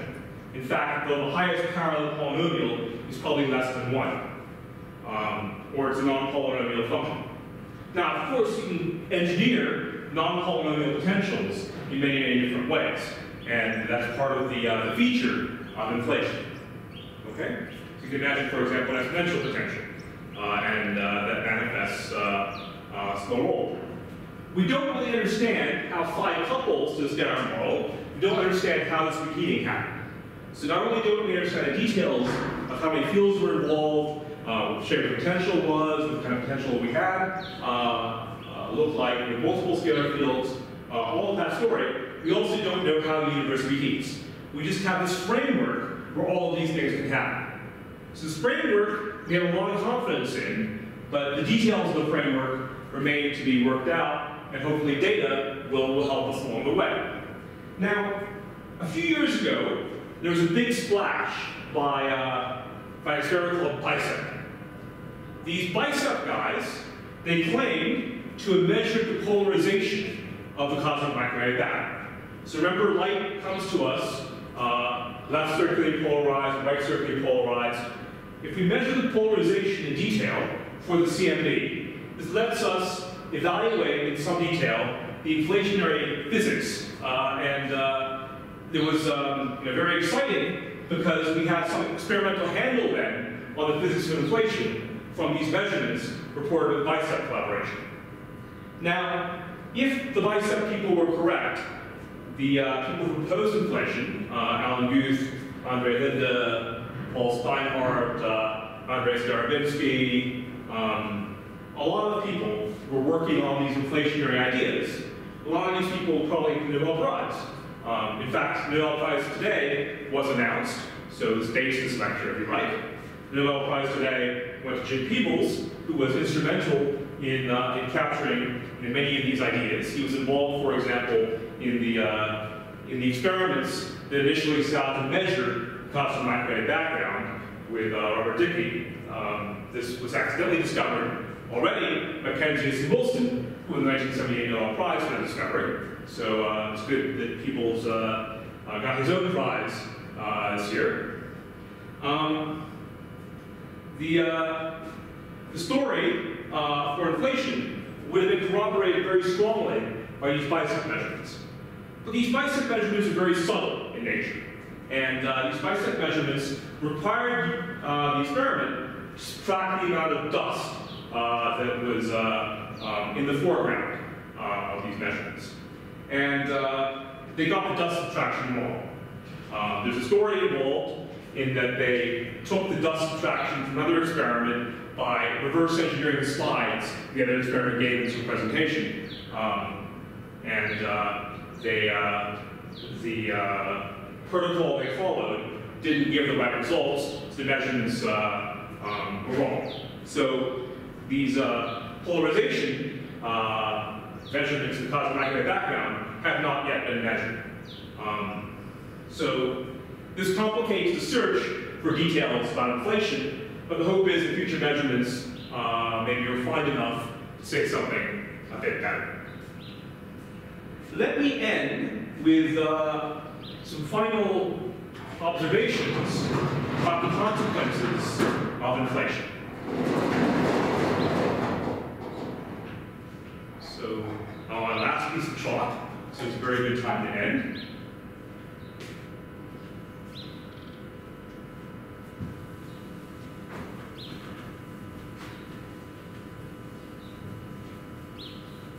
So inflation was a period in which the universe grew from very tiny to reasonably large. And then afterwards, the usual radiation domination, matter domination, and cosmological constant domination have brought us to the present day. Now, let's imagine that there were tiny quantum fluctuations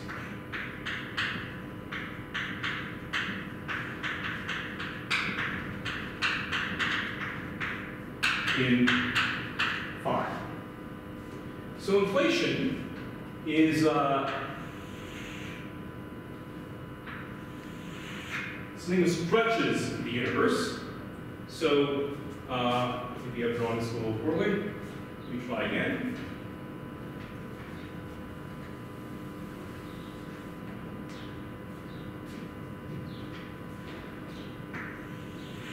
We're stretching. So we draw these cross sections. During inflation, things are expanding exponentially. So these fluctuations, inflation stretches them. So as inflation is happening, these stretched wavelengths we have re-enter the horizon at the end of inflation.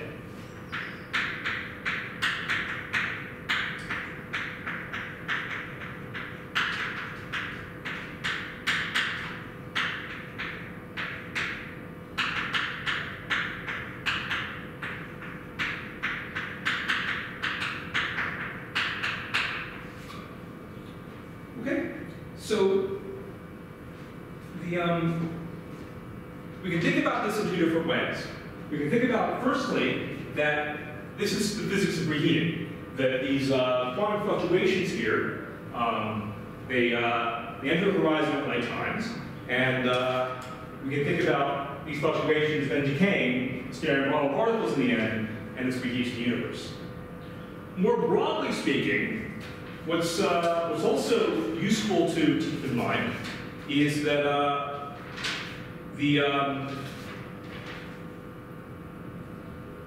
quantum fluctuations grow to large sizes. So this is the origin, ultimately, as we'll see next week at some level, of large-scale structures today. So, in some sense, inflation works too well. And let me explain what I mean by that.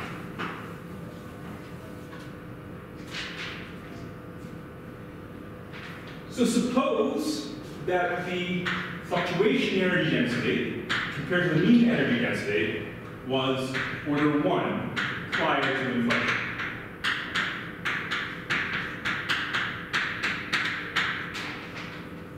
After inflation, delta E over the mean energy density is killed by a factor of e to the minus n. So this is about 10 to the minus 43. So CMB should in fact be much smoother than what we observe. And the reason it's not smoother than what we observe is that if we have distances of order 3 times 10 to the minus 44 meters, inflation inflates this to d of a meter second. So what happens is that during inflation, quantum fluctuations, they grow hugely. They grow by this huge factor of e to the 100, e to the n, the number of e-foldings. So what we see is that quantum structures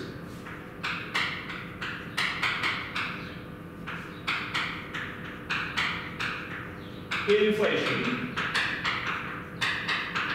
grow to huge sizes, and they continue to grow with the expansion of the universe. And these quantum structures in inflation, they become large-scale structures today.